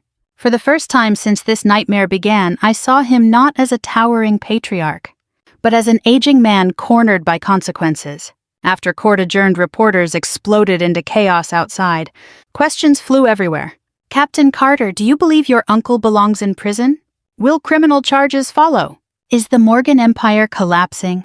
I didn't answer, because honestly something inside me had begun changing during the hearing. Watching Richard sit there pale and exhausted, I suddenly saw the truth more clearly. This wasn't a battle between good and evil. It was what happens when pride grows stronger than conscience. Richard hadn't looked powerful anymore. He'd looked haunted, and for the first time since Juniper Revenge, no longer felt satisfying. It felt heavy. I won the case 3 weeks before Christmas. There was no dramatic applause in the courtroom. No music swelling in the background like old movies. Just a judge removing his glasses and saying the words calmly. The court upholds the validity of General Arthur Morgan's final will and testament. That was it. $60 million. Multiple properties, trust accounts, investment holdings. The entire Morgan legacy now legally belonged to me. For a few seconds, nobody moved. Then reporters rushed outside to break the news while attorneys shook hands and packed briefcases. Across the courtroom, Richard Morgan remained seated completely still. Not angry, not emotional, just tired, very tired. I stood there in silence, realizing something strange. After months of fighting, victory didn't feel the way I imagined. I thought revenge would feel powerful. Instead, mostly I felt sad. Linda Carver squeezed my shoulder lightly. "You did well," she said. "Did I?" She studied me carefully. "That depends on what you wanted." Honestly, I wasn't sure anymore. Outside the courthouse, reporters crowded against barricades despite freezing rain. Questions flew at me from every direction. "Captain Carter, are you taking over Morgan Industries? Will you pursue criminal investigations? Do you plan to dismantle the Morgan family empire?" I stopped walking. For the first time since this story began, I answered directly. "My father believed service mattered more than profit," I said calmly. "That's all I'm interested in honoring." Then I left. No speech. No revenge performance. Just exhaustion. Back at the Virginia estate, silence filled the enormous house. Most staff had already been dismissed during the legal battle. The place felt less like a mansion now and more like a museum dedicated to loneliness. I wandered through the library where I'd first seen the photograph of my father holding me as a baby. That photo still sat on General Morgan's desk. I picked it up carefully. For 32 years, I believed my father abandoned me. Then I believed my family destroyed him. Now, after months buried in legal files and testimony, the truth looked more complicated. My father had tried to expose corruption. Richard and others protected the family empire instead of protecting him. Cowardice ruined everything. But cowardice and murder are not always the same thing. That realization mattered. Late that evening, Walter Brenner entered the library carrying 2 glasses and a bottle of bourbon. "You should sleep," he said. "I don't think I can." He handed me a drink. "You resemble your grandfather tonight." "That's not comforting." Walter smiled faintly. "No, it rarely was." We sat quietly beside the fireplace for several minutes. Finally, I asked the question sitting inside me all day. "Did General Morgan love my father?" Walter answered immediately. "Very much." "Then why didn't he stop any of this?" Walter stared into the fire before speaking. "Because powerful men often confuse control with wisdom." I thought about that carefully. My grandfather spent his life commanding soldiers, influencing politicians, and building wealth. Yet in the end, he failed at the one thing that mattered most: protecting his own family. The next morning, I made a decision that surprised even me. I asked Walter to arrange a private meeting with Richard Morgan. Walter looked genuinely concerned. "Emily, I need to hear it from him." Richard was staying at a private medical residence outside Georgetown after suffering what newspapers politely called exhaustion. The truth was simpler. The man had been crushed by public disgrace. When I entered his room, he looked older than he had only weeks earlier. Smaller, too. Gone was the polished executive from television. This was simply an aging man sitting beside a window watching winter rain. "You came," he said quietly. "Yes." He nodded toward a chair. For several moments, neither of us spoke. Finally, I asked, "Did you kill my father?" Richard closed his eyes. Number. I believed him instantly. Not because he was honorable, because he sounded ashamed. What happened then? Richard stared out the window. Jonathan threatened to expose everything. The contracts, yes. His voice had lost all arrogance now. There were senators involved, contractors, military officials, too much money, too many reputations. And you protected them. We protected the family. I felt anger rising again. At the cost of his life. Richard swallowed hard. We thought they would discredit him. Remove him from operations, quiet him. He paused heavily. We never believed he'd disappear. The room fell silent. Rain tapped softly against the glass. You abandoned him, I said quietly. Richard nodded once. Yes. No excuses. No manipulation. Just truth. Then to my surprise, the old man started crying. Not dramatically. Not theatrically. Just silent tears from somebody finally too exhausted to maintain pride. Your grandfather hated himself for it, he whispered. He spent 30 years trying to buy forgiveness. That sentence settled deep inside me, because it explained everything. The inheritance, the letters, the investigations, the will. None of it was really about money. It was guilt. Generational guilt wrapped inside wealth and patriotism. Richard wiped his face slowly. I know you hate me. I thought carefully before answering. No, I said honestly, I think you're weak. That hurt him more than yelling would have. Before leaving, I stopped beside the door. There's one thing I still don't understand. Richard looked up. Why leave everything to me? His tired eyes softened slightly. Because you became the person this family pretended to be. I drove away from Georgetown through slow evening traffic, feeling strangely lighter. Not healed, not peaceful, but clearer. For months, revenge had fueled me forward. Now I finally understood something older people probably learn eventually if life gives them enough time. Most revenge ends with sadness, because no victory can return the years people stole from you. A week later, Daniel came to visit the estate. For once, he arrived without expensive confidence or sarcastic jokes. I owe you an apology, he said immediately. I raised an eyebrow. That's new. I was jealous. Of what? You. He laughed weakly. You spent your whole life actually serving people while I spent mine chasing money. That sounded painfully familiar. We sat together in the library for hours, talking honestly for the first time in years. About Mom. About family. About how fear quietly poisons people across generations. And that night after Daniel left, I finally made my own decision about the Morgan fortune. Not revenge. Not power. Something better. I still remember the sound of the crystal glass hitting the marble floor. The room had gone completely silent. One moment I was carrying a tray of sparkling water through a crowded charity ballroom. The next, one of the most powerful men in Europe was staring at my wrist as if he'd seen a ghost. The king's glass slipped from his hand. It shattered at his feet. Nobody moved. Nobody breathed. His eyes never left the pale crescent-shaped scar on my wrist. Then he looked directly at me. His face had turned almost white. That scar, he whispered. The room seemed to disappear around us. What is your full name? At that moment, I had no idea that everything I believed about my life was about to change.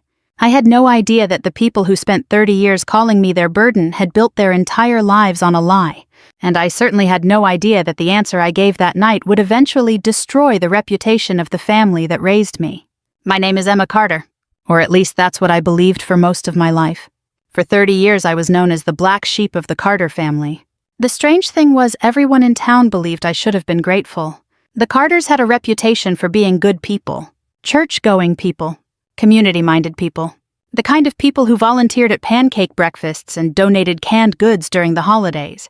Whenever someone talked about me, my adoptive mother Diane would smile sadly and say the same thing. We rescued Emma when she was just a baby. People always nodded. They always praised her. They always told her what a wonderful woman she was. What nobody ever asked was what happened after the rescue. Because being rescued and being loved are two very different things. I grew up in a small town outside Springfield, Illinois. The Carter house sat on a few acres of land surrounded by cornfields and old oak trees. From the outside, it looked like the perfect family home. Inside, things were different. Frank and Diane Carter had 2 biological children. Michael was 3 years older than me. Rebecca was 2 years younger. They had nice bedrooms. They got new clothes for school. They went on vacations. They received birthday parties with balloons and presents. I received responsibilities. By the time I was 10 years old, I was making breakfasts before school. At 12, I was doing laundry for 5 people. At 14, I was cleaning bathrooms, mowing lawns, and helping in the family hardware store after class. Whenever I complained, Diane had a ready answer. You should be thankful. For what? I once asked. She looked shocked. For everything. I wanted to ask what everything actually meant. Instead, I stayed quiet. That became a habit. Staying quiet. The older I got, the clearer the differences became. When Michael turned 16, he got a used pickup truck. When I turned 16, I got a list of additional chores. When Rebecca wanted to attend a summer arts program, my parents paid thousands of dollars. When I asked about community college courses, Frank laughed. Somebody has to help around here.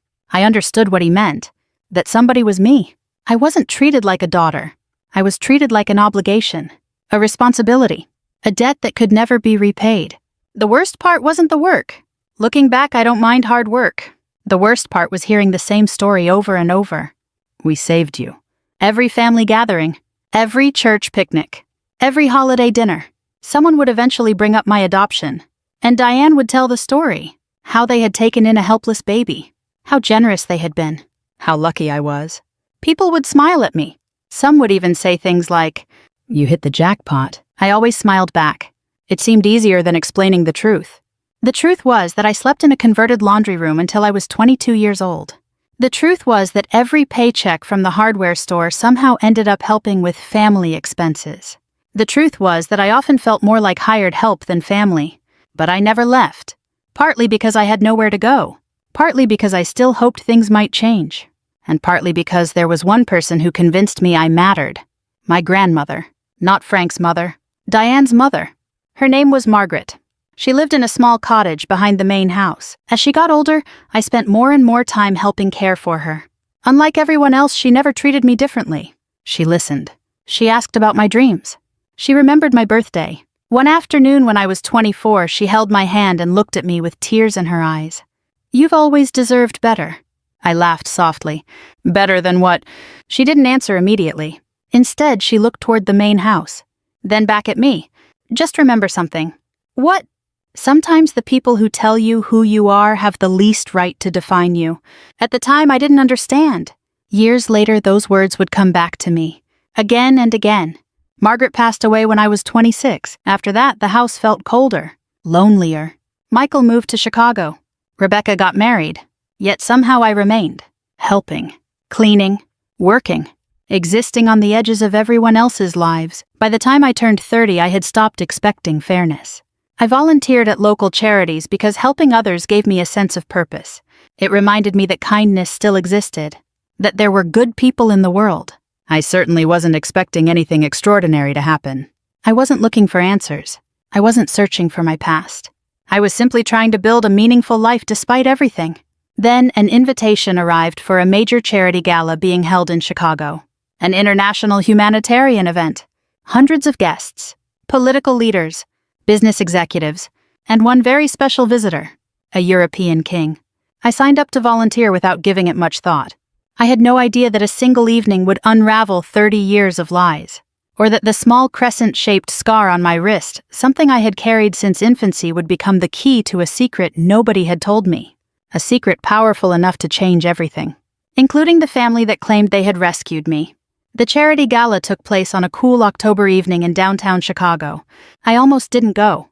Looking back now, that still amazes me. One small decision, one ordinary choice, and an entire lifetime changed direction. The event was being held at a historic hotel overlooking the Chicago River.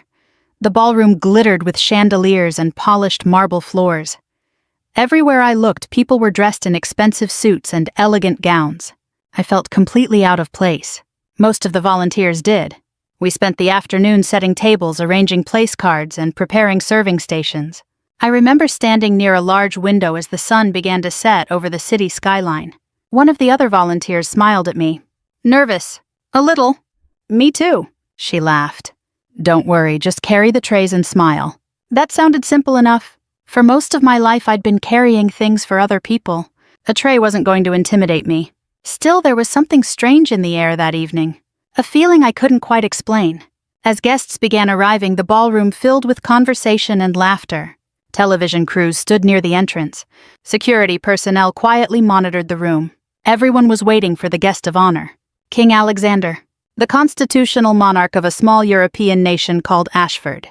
Most Americans had never heard much about the country, but the king was well known for his humanitarian work. He had spent decades supporting children's hospitals' education programs and disaster relief efforts. At 78 years old, he was widely respected, especially among older Americans.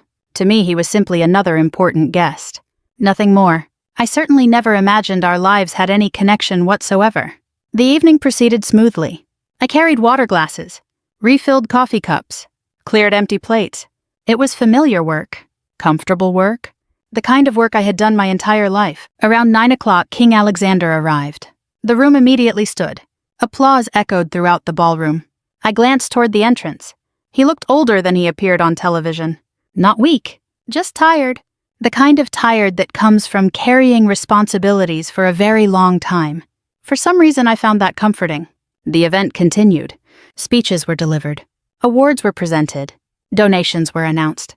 Everything seemed perfectly ordinary. Until it wasn't.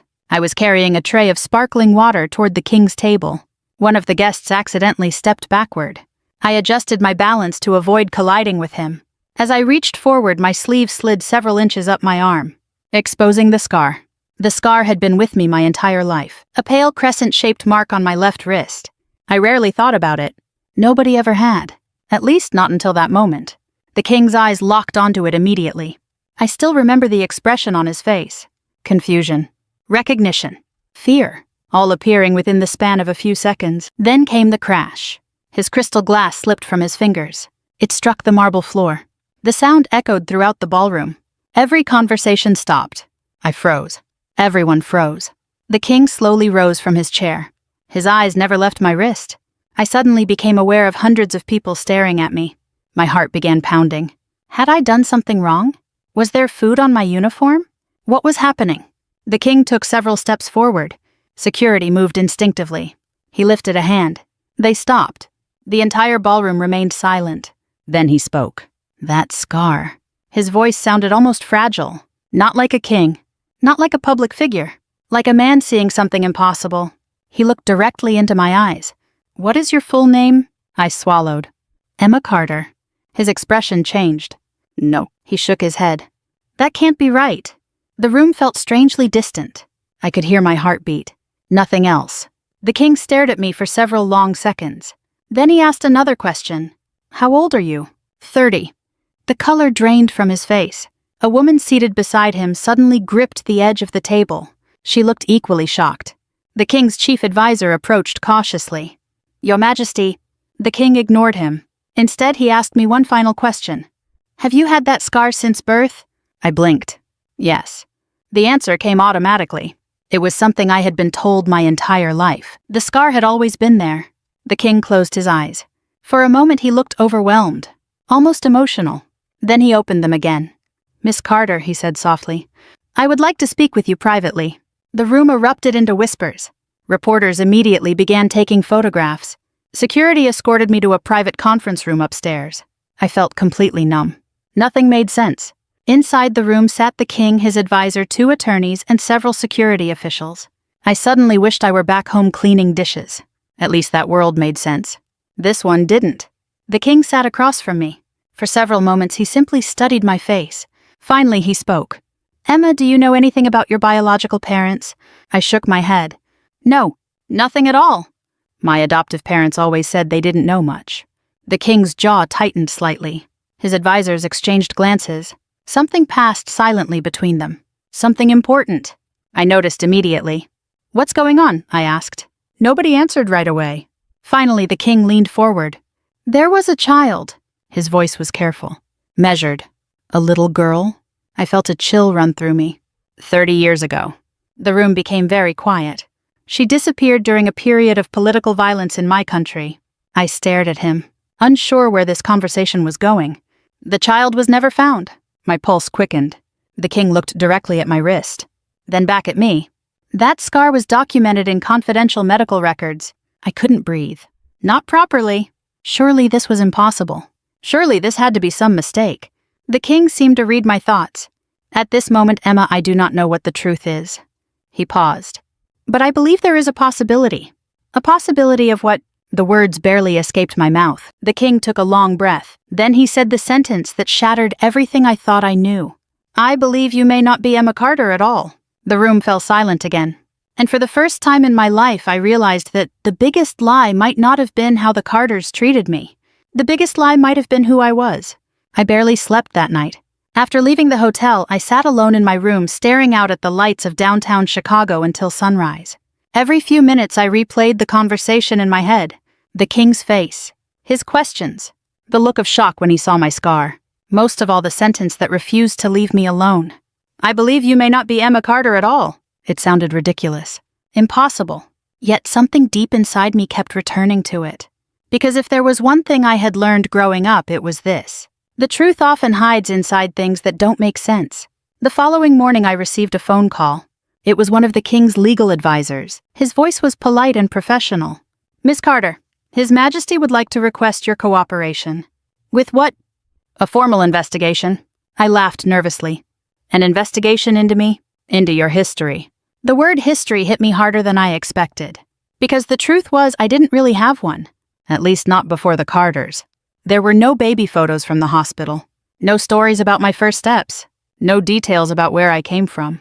Whenever I had asked growing up, Diane always gave the same answer. You were abandoned. That was usually the end of the conversation. Sometimes she added, we took you when nobody else wanted you. As a child, I believed her. As an adult, I stopped asking. Now, for the first time, I wondered if that had been exactly what she wanted. 3 days later, I agreed to DNA testing. The process itself wasn't dramatic. No grand speeches. No emotional music. Just paperwork signatures and a simple cheek swab. The kind of ordinary procedure that somehow carried the weight of an entire lifetime. While the testing was underway, investigators began gathering information. And almost immediately, strange things started appearing. The first surprise came from adoption records, or rather the lack of them. There was no standard adoption file, no court documentation, no finalized adoption proceedings, no public record explaining how I had entered the Carter household. The investigators were puzzled. So was I. By the second week, more questions emerged. Financial records revealed several unusual deposits made to Frank Carter's bank account during my infancy. Large deposits, much larger than anything his income could explain. The payments had continued for years, regularly, consistently. Then they suddenly stopped. Nobody could explain why, except perhaps the people who had received them. I began to feel sick every time a new discovery appeared. Not because I feared the truth, because I feared what it might reveal about the people I had trusted. One afternoon, I drove back to Springfield. I needed answers. Not from investigators, from Diane. When she opened the front door, she looked surprised to see me. Emma. I stepped inside. We need to talk. Her expression immediately hardened. About what? I studied her face. For years, I had avoided confrontation. Not anymore. Where did I come from? The question hung between us. For a moment, I thought I saw fear. Real fear. Then it disappeared. You know where you came from? No. I shook my head. I don't. Diane folded her arms. We adopted you. Show me the papers. Silence. Show me. She looked away. That told me everything. Frank entered from the kitchen. His face darkened immediately. What's going on? I turned toward him. Where are my adoption records? He didn't answer. Neither did Diane. For several seconds, nobody spoke. Then Frank said something that chilled me. Some things are better left alone. I stared at him. No. My voice trembled slightly. I think that's exactly what's been wrong all these years. I left without another word. For the first time in my life, I wasn't afraid of them. And that frightened them more than anything. 2 weeks later, the DNA results arrived. I was sitting in a private conference room at the Ashford Consulate in Chicago. The king was there, his chief advisor, several attorneys, a genetic specialist. Nobody looked relaxed. That alone told me something. The specialist placed a folder on the table. Then she looked directly at me. Miss Carter. My stomach tightened. The results are conclusive. The room became silent. I could hear the ticking of a wall clock. Nothing else. The specialist opened the folder. Your DNA establishes a direct biological relationship to the Ashford royal family. I stared at her, unable to process the words. The king lowered his head. His eyes filled with emotion. The specialist continued. You are the biological granddaughter of Prince Edward Ashford. Nobody spoke. I couldn't. My mind felt completely blank. Prince Edward. I had learned about him during the investigation. The king's younger brother, a respected humanitarian. A man who had died during a violent political attack 30 years earlier. The attack that had supposedly claimed his infant daughter's life as well. Only now it appeared she had survived. And that infant was me. The king finally spoke. His voice shook slightly. For 30 years. He paused. For 30 years we believed you were dead. Tears filled my eyes before I realized they were there. Not because of the title. Not because of royalty. Because somebody had spent 30 years looking for me. While the people raising me had spent 30 years convincing me nobody wanted me. That realization broke something inside me. The king reached into his jacket pocket. He carefully removed an old photograph. The image showed a young couple holding a baby. My parents. My biological parents. For the first time in my life, I saw their faces. My mother's smile. My father's eyes. And something else. The baby in the photograph wore a tiny bandage on her wrist. Exactly where my scar was located. I couldn't stop crying. Neither could the king. Then came the final revelation. The one that transformed heartbreak into betrayal. Investigators had uncovered confidential records from decades earlier. Records showing that a trusted intermediary had secretly placed me with the Carters for protection. The arrangement had been temporary.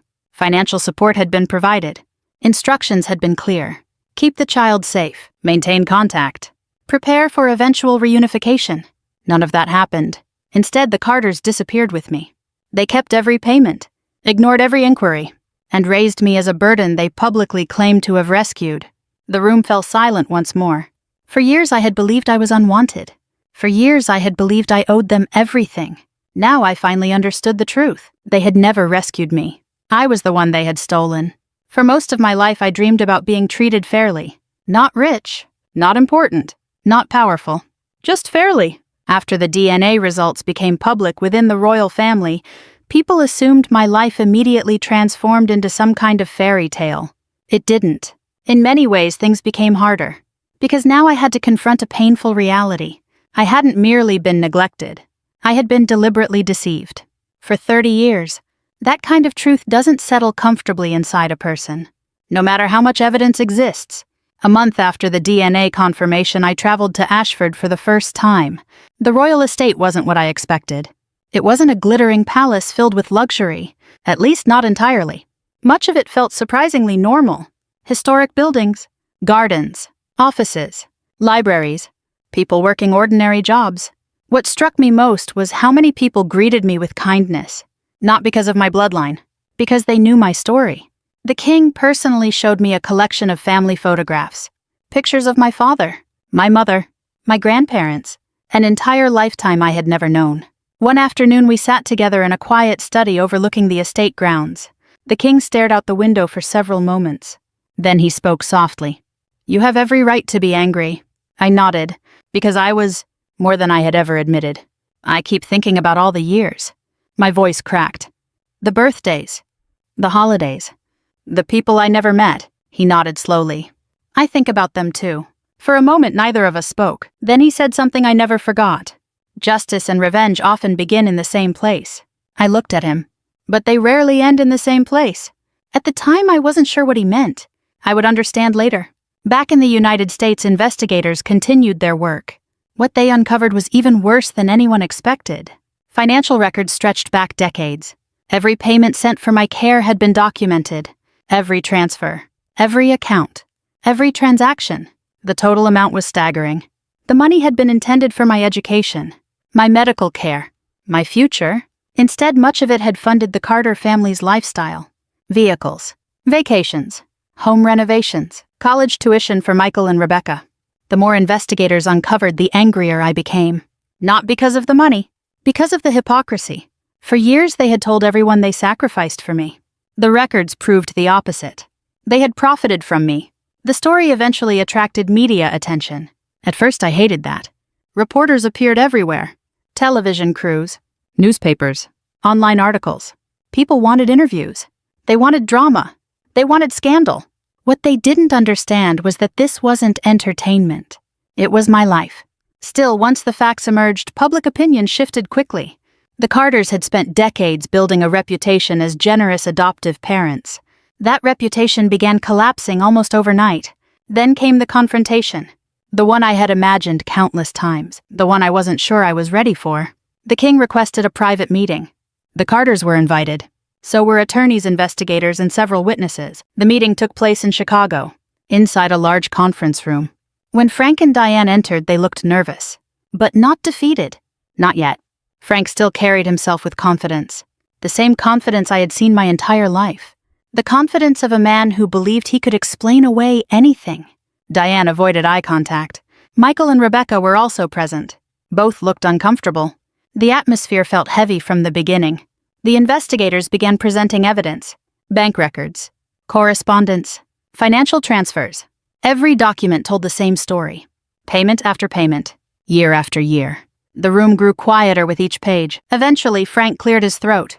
"I don't understand why we're being treated like criminals." Nobody responded. He continued. "We raised her." His voice grew stronger. "We fed her.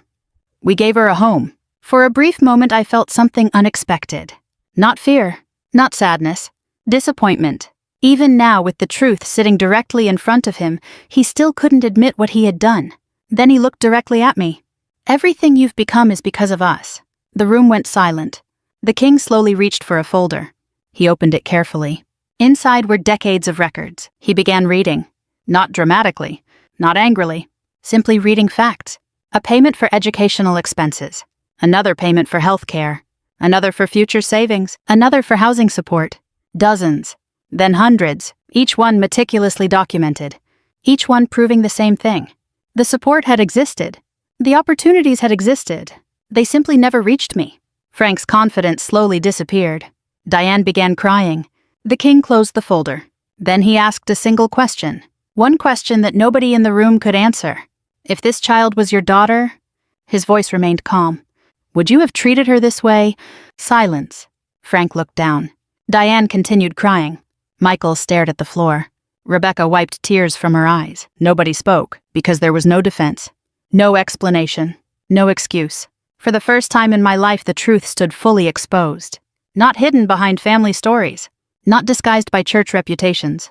Not softened by excuses. Just truth. Simple. Unavoidable. I expected victory to feel satisfying. Instead, I felt tired. Very tired. The anger I had carried for years suddenly felt heavy. Exhausting. As the meeting ended, the Carters quietly left the room. None of them looked at me. Not even once. The investigators gathered their files. The attorneys discussed next steps. The king placed a hand on my shoulder. You deserved better, I nodded. For years, hearing those words would have brought comfort. Now they brought something else. A question. What was I supposed to do with the rest of my life? The truth had finally come out. The people who hurt me had been exposed. The world now knew what had happened. But justice, I was beginning to learn, doesn't automatically heal old wounds. Sometimes it simply creates space for a different question. What comes next? For several weeks after the confrontation, I barely spoke to anyone. Not because I was hiding, not because I was ashamed. I simply needed time. For 30 years, my identity had been built around survival. Every decision I made had been shaped by the Carter family. Every expectation, every limitation, every wound. Now suddenly all of that had been stripped away. The truth had been exposed. The lies had been revealed. And yet every morning I still woke up feeling like the same woman who had spent years cleaning bathrooms before sunrise. The world saw a lost royal heir. I still saw Emma, the woman who had folded laundry, served church dinners, taken care of elderly neighbors. And somehow I wasn't sure which version was supposed to come next. One morning I sat on a bench overlooking Lake Michigan. The wind coming off the water carried the chill of early November. For the first time in weeks, I felt completely alone. Not lonely, just alone with my thoughts. A text message appeared on my phone. It was from Rebecca, my adoptive sister. The same sister who had spent years enjoying privileges I never received. The message was short. Can we talk? I stared at it for several minutes, then put my phone away. I wasn't ready. Over the next few days, more messages arrived. Rebecca again. Then Michael. Then even Diane. Each message sounded different. Some apologized.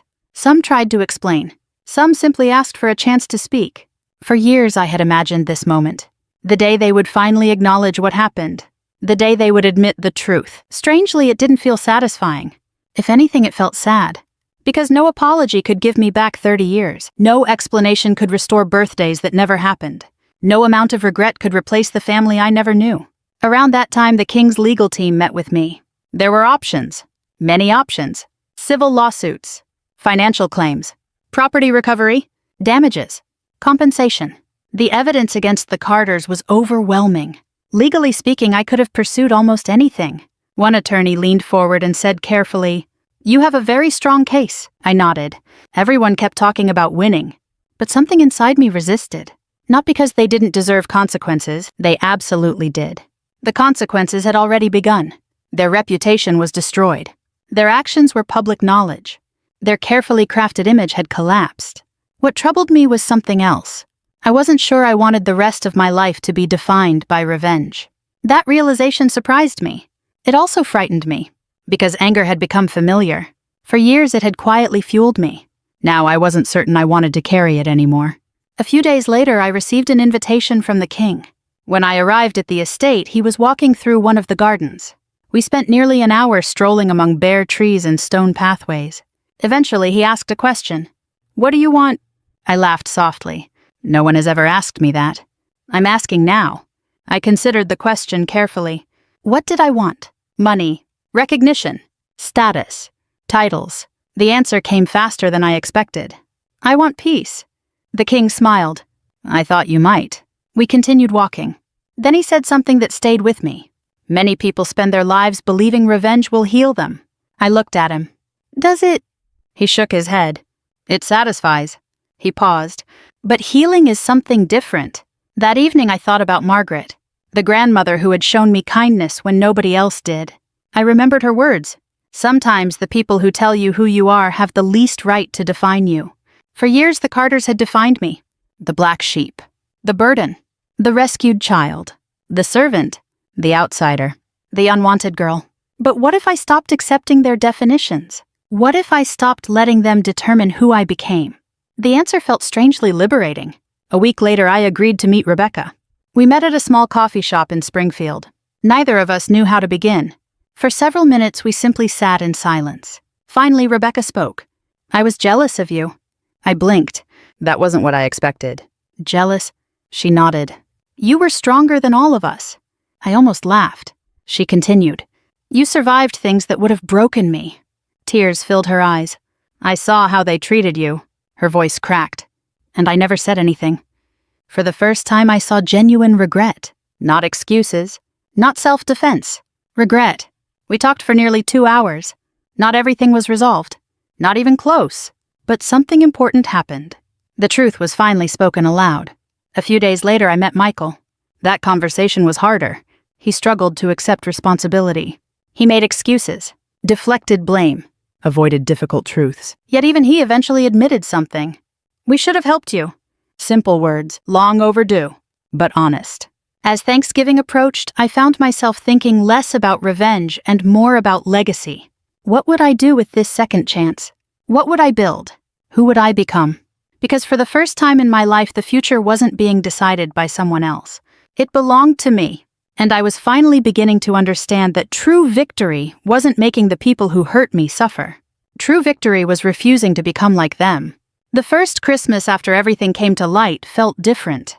Not because my problems had disappeared, not because every wound had healed, but because for the first time in my life I wasn't carrying someone else's version of my story. I was carrying my own. The holidays had always been difficult for me. Growing up in the Carter household, Christmas was a reminder of where I stood. Michael and Rebecca opened stacks of gifts. I usually received practical items, work gloves, cleaning supplies, sometimes a sweater, never anything chosen with much thought. I learned early not to expect too much. Now, sitting beside a fireplace at the Ashford estate, I found myself thinking about those years. The difference wasn't the surroundings. It wasn't the history. It wasn't even the fact that I had discovered my biological family. The difference was belonging. For the first time, I understood what that felt like. Not because of blood, because of acceptance. Over the next several months, life slowly settled into a new rhythm. I divided my time between the United States and Ashford. The king never pressured me to embrace titles or ceremonies. In fact, he encouraged the opposite. Live your own life, he often said. That is what your parents would have wanted. Those words meant more to me than he probably realized. For 30 years, other people had made decisions about my future. Now I had the freedom to choose. And I intended to use it well. One of the first things I did was establish a charitable foundation. The idea came from my own experiences. I kept thinking about children who felt invisible, children who lived in homes where they were tolerated rather than loved, children who carried burdens they never deserved. The Emma Foundation began with a simple mission: support foster children, support adopted children, support elderly caregivers, support young people aging out of difficult family situations. Nothing extravagant. Just practical help, scholarships, counseling, housing assistance, mentorship programs, the kind of support that can change the course of an ordinary life. The response exceeded every expectation. Letters began arriving from all over America. Some came from people in their 70s and 80s. Others came from young adults. Many shared stories that sounded painfully familiar. Stories of rejection, stories of favoritism, stories of resilience. Again and again, one message appeared. I thought I was alone. Reading those words always affected me, because for years I had believed the same thing. Meanwhile, the consequences for the Carters continued. Not through revenge, not through lawsuits, simply through truth. The public learned what had happened. Their reputation never fully recovered. People who once praised them now viewed them differently, not with hatred, with disappointment. The hardest consequence wasn't financial. It was moral. They had to live with what they had done every day, and unlike me, they couldn't change the past. One afternoon in early spring, I received a phone call. It was Diane. For several seconds, I simply stared at the screen. Then I answered. Her voice sounded older, much older. Emma! I waited. There was a long silence. Then she began to cry. Not dramatically, not theatrically, quietly, like someone carrying years of regret. I'm sorry. The words came out broken. I know that doesn't fix anything. She paused. I know I don't deserve forgiveness. I listened. For once, she wasn't defending herself. She wasn't making excuses. She wasn't reminding me how much she had sacrificed. She was simply telling the truth. Maybe for the first time. We should have loved you better. I closed my eyes. Those 5 words hit harder than anything else she could have said. Because they were true. For several moments, neither of us spoke. Then I answered. I know. More silence. Then she whispered, I think about it every day. And for the first time, I believed her. A few weeks later, we met. Not as mother and daughter. Not as enemies.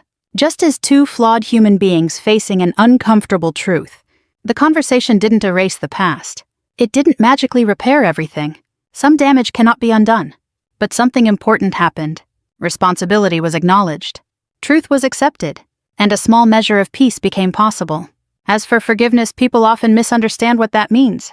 Forgiveness is not pretending nothing happened. It is not excusing bad behavior.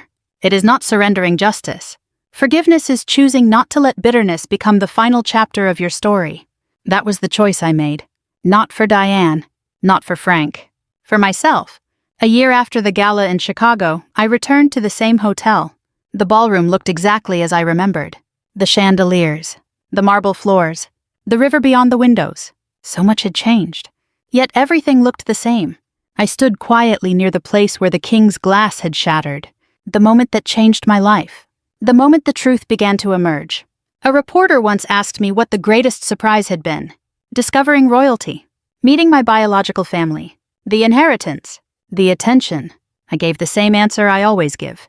No, the greatest surprise was learning that my worth never depended on what other people believed about me. Not the Carters. Not society. Not even a king. For 30 years I was told I was the black sheep. The unwanted child. The burden. The girl who should be grateful for scraps. But those labels were never mine. They belonged to the people who created them. What belonged to me was something else. My character. My choices. My compassion. My resilience. Those things carried me through long before anyone knew my true identity. And they continue to carry me today. The king once told me something I now understand completely. Blood may reveal who you are, but character reveals who you become. I think that's true. Perhaps more true than anything else in this story. And if you've ever felt overlooked, underestimated, or defined by someone else's judgment, I hope you'll remember that too. Sometimes the people who know your value least speak the loudest. Don't let them write your story. Write it yourself. And if this story touched your heart, take a moment to reflect on someone in your own life who may need kindness, understanding, or a second chance. Share their burden when you can. Offer encouragement when it's needed. And remember that small acts of compassion often leave the greatest legacy.